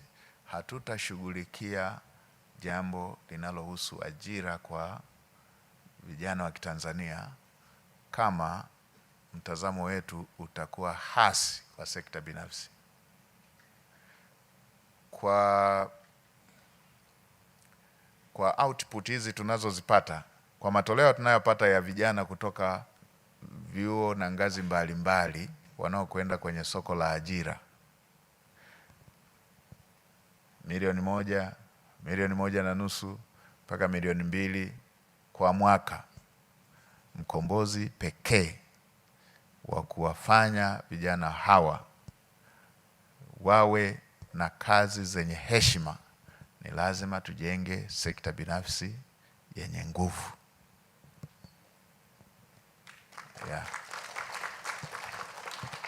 Nawaambiaga vijana wenzangu, mimi msomaji mzuri sana wa historia, mfuatiliaji mzuri sana wa masuala ya nchi mbalimbali. Kianza na Tanzania hapa. Nchi ilivyopata uhuru iko na mainjinia 2, daktari 5, na baada ya hapo ikawa na wanafunzi 41 ndio wanafunzi wa vyuo vikuu. Ilikuwa hawajamaliza masomo wanapokea barua za kupangiwa kazi. Walikuwa 41 tu. Ama wizara ziko 41, halmashauri ziko sijui ngapi, na wanaohitimu wako 41, watapangiwa kazi kabla hawajamaliza. Lakini with the output ya sasa ya wanafunzi walioko vyuo na vyuo vikuu kwa mwaka, kishafika zaidi ya 100,000 kwenye ngazi moja, unaingia kwenye standard za duniani kote. Hamna nchi moja ambayo wananchi wake wote wameajiriwa serikalini. Mimi katika soma yangu sijaiona hiyo nchi ambayo wananchi wake wote wameajiriwa serikalini. Wewe umeshakuwa mzoefu zaidi, labda umewahi kuiona. Haipo. Kwa lazima tujenge utaratibu wa kuiheshimu sekta binafsi, na hili si serikalini tu, na wananchi wenyewe. The way tunavyoheshimu sekta binafsi, bado tunashindwa na wazee wetu wa vijijini. Wazee wetu wa vijijini, ukimkuta mfugaji tu, ukimkuta mfugaji, mimi nimezaliwa jamii ya kifugaji, ndio maana natoa mfano. Mfugaji, ng'ombe wake akivunjika mguu anamwekea POP ili apone.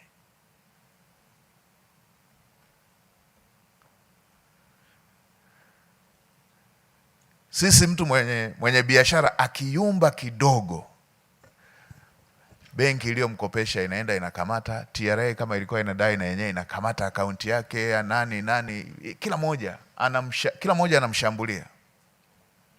Huu si utaratibu ambao tunatakiwa tuiapproach sekta binafsi.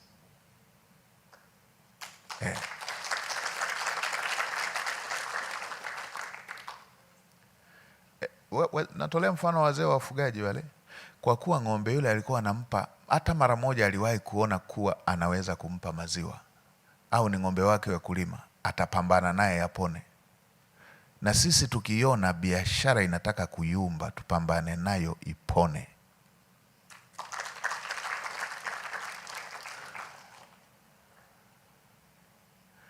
Wazee wa wafugaji wale, kandama kakizaliwa kanapata shida ya kunyonya, watahangaika nako ili kakue.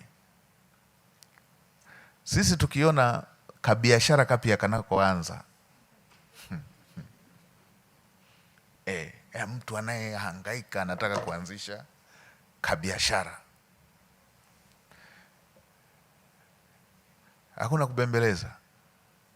Hakabembelezwi. Hii lazima tubadilishe. Shughuli ya uzalishaji inapotaka kuanza, watu wanatakiwa caring yake iwe ya hali ya juu ili isimame. Au shughuli kubwa iliyotaka kuyumba inatakiwa iwe concern kwa kila mtu, sio kwenda kuimalizia. Inatakiwa iwe concern. Nawaambia wenzangu wa serikalini, nawaambia wenzangu wa mamlaka ya mapato, nawaambia kana wenzangu wa mabenki, kama mara moja huyu aliwahi kuwa mlipa kodi, mkiona anayumba, mnatakiwa mpambane kumrudisha kwenye status. Kama mara moja huyu aliwahi kuwa mnaita mteja, akakopa na akalipa, akitaka kuyumba, mnatakiwa muangaike mteja huyo apone. Benki ambao mpo mtawaambia na wenzenu. Sio ameshalipa 90% bado 10, alafu mnaenda mnauza collateral yake yenye thamani ya juu kabisa, anapata hasara mara. Pengine tu anatokea jamaa anaitamani ile collateral. Jifanyeni ameshindwa huyu, mpeni siku 14 tu, tunajua hataweza.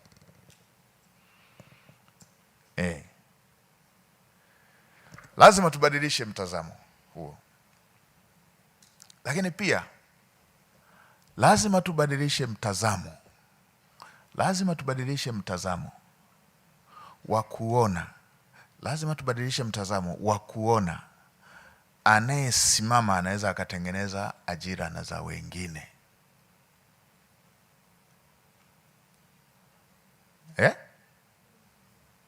Yaani kama Geoffrey alivyofanya kwamba anaweza kutengeneza ajira na za wengine.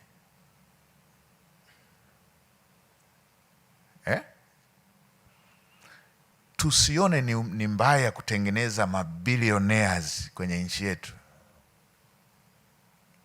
Ndo kutengeneza ajira hivyo.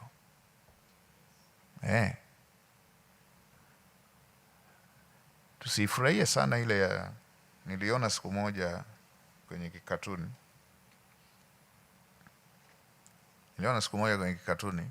Amechora ndugu yetu yule ambaye ni mbunifu mzuri sana. Angaliaga vikatuni vyake kwa sababu ni vifikirishi. Akamchora bibi moja, anasema, anamuhoji hivi, bibi, hivi hapa duniani, hapa nchini kuna matajiri na maskini, wewe unaonaje? Upandishwe uwe tajiri au matajiri wote washushwe wawe maskini? Alafu akaenda kwenye vidoti vyake, anaonesha kichwani, akasema, kwa kuwa kutajirika ni kugumu, bora wote tu washushwe tuwe maskini. We will never get jobs for our sons and daughters kama tutawaza bora tushushwe wote. Kabisa. Ndio.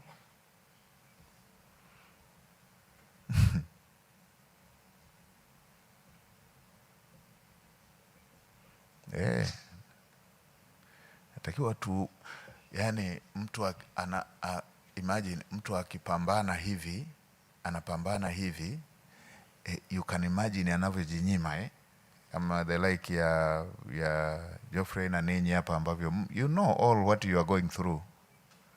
Ambaye anaweza akaelezea vizuri what you are going through ni wewe mwenyewe tu.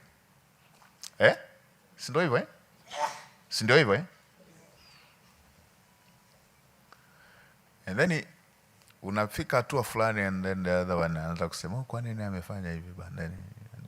You start, unaanza kuwa kero yani. With all this struggle you are making, Kwa hiyo ni lazima tubadilishe mtazamo wa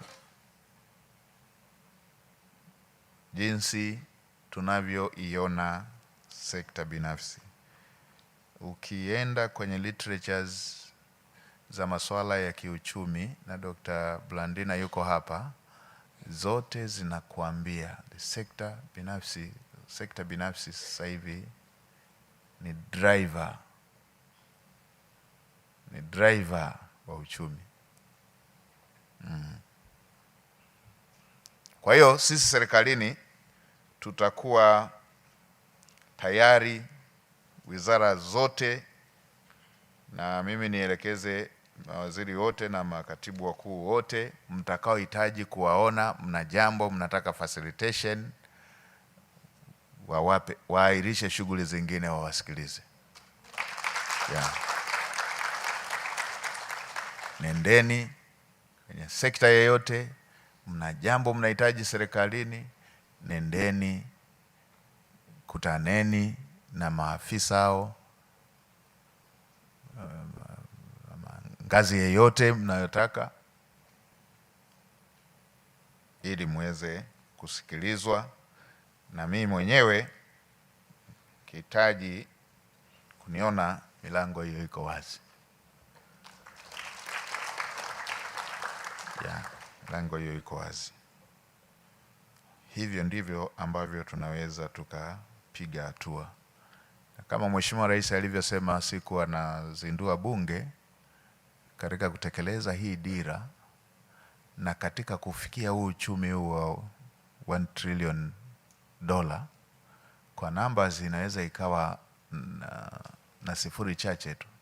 But I'm telling you, kwenye uhalisia mzigo tulionao hapo mbele ni mkubwa sana. Hauhitaji tutembee, unahitaji tukimbie. Sasa dira hii tumejitungia wenyewe wa Tanzania, na katika mwaka ambao nimeona wenzetu Tume ya Mipango wakishirikisha watu wengi sana, kama jambo la kura ya maoni vile, ni uandaaji wa dira hii, na nyinyi mmeshuhudia. Kwa hiyo dira ni moja ya dira iliyotungwa na Watanzania wenyewe. Hii haikuwa dira ya wasomi kujifungia mahali na kuja na document, wala ya wa consultant tu kuletwa toka nchi fulani wakaandika. Hii imefanywa ya maoni kabisa ya Watanzania. Sasa tumejitungia maoni, tumejitungia dira wenyewe. Tusipoitekeleza itakuwa ni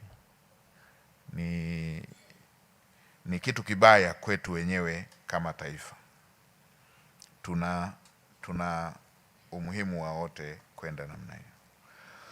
So, as I conclude, let me reaffirm the future of ambition, one driven by innovation, creativity, and youth-led enterprises, is a world within our reach. And the momentum we have witnessed during the Startup Week shows that Tanzania possesses not only the talent, but also the determination to shape a dynamic, competitive, and inclusive economy.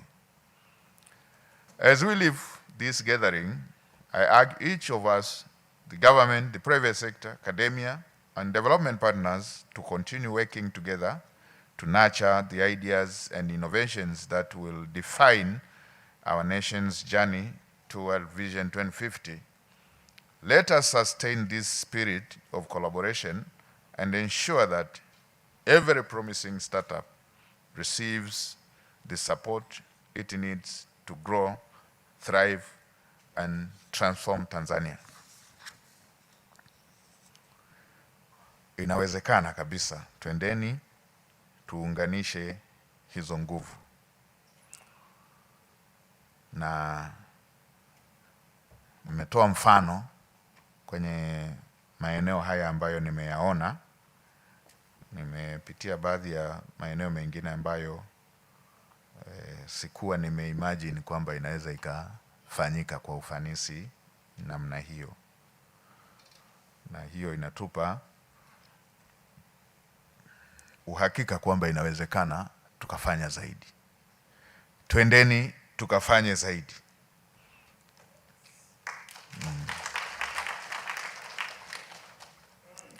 Twendeni tuambie na wengine kwamba inawezekana tukafanye zaidi na zaidi ya hivi tulivyofanya. So, ladies and gentlemen, having said all this, On behalf of Our Excellency Dr. Samia Suluhu Hassan, the President of the United Republic of Tanzania, I hereby declare the Tanzanian Startups Week 2025 officially opened. Mungu ibariki Afrika, Mungu ibariki Tanzania. Asanteni sana kwa kunisikiliza. Na niwatakie kila laheri katika hatua hizi zingine zinazoendelea. Asante sana Mheshimiwa mgeni rasmi. Sasa tunaomba uungane na sisi katika zoezi la picha hapa mbele. Lakini tutaanza na zoezi la kutoa zawadi ambayo itapata description kwa my co-host. Mheshimiwa mgeni rasmi, naomba tukukaribishe mbele kwa ajili ya kutoa ile zawadi. Zawadi hii inayofuata ni Lifetime Achievement Award ambayo inatolewa kwa His Excellency Ambassador Ami Mpungwe because of his contribution as a chairman of DTBI, Dar es Salaam Technology Business Incubation. We always give this award every year to one key person who has been supportive to the Tanzanian startup ecosystem. We acknowledge your support. We acknowledge all that you have done for the entrepreneurs this year. Asante sana.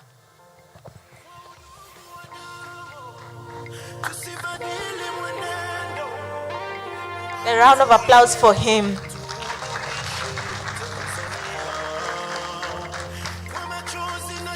Hapo hapo tutaunga zoezi la picha.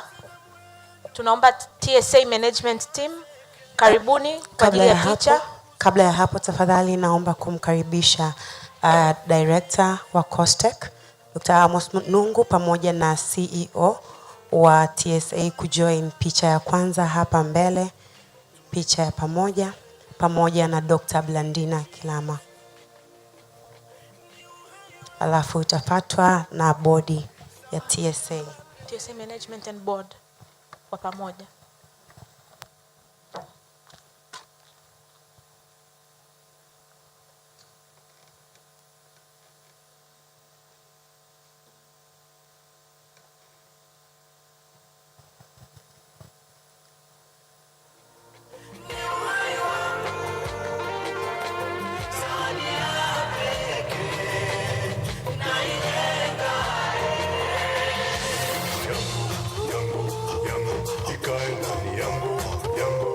Asante sana. Wakati huu ninaomba sponsors wakilishi kutoka NMB Bank PLC, Benjamin William Mkapa Foundation, USC SAF pamoja na Grace Marshall Trust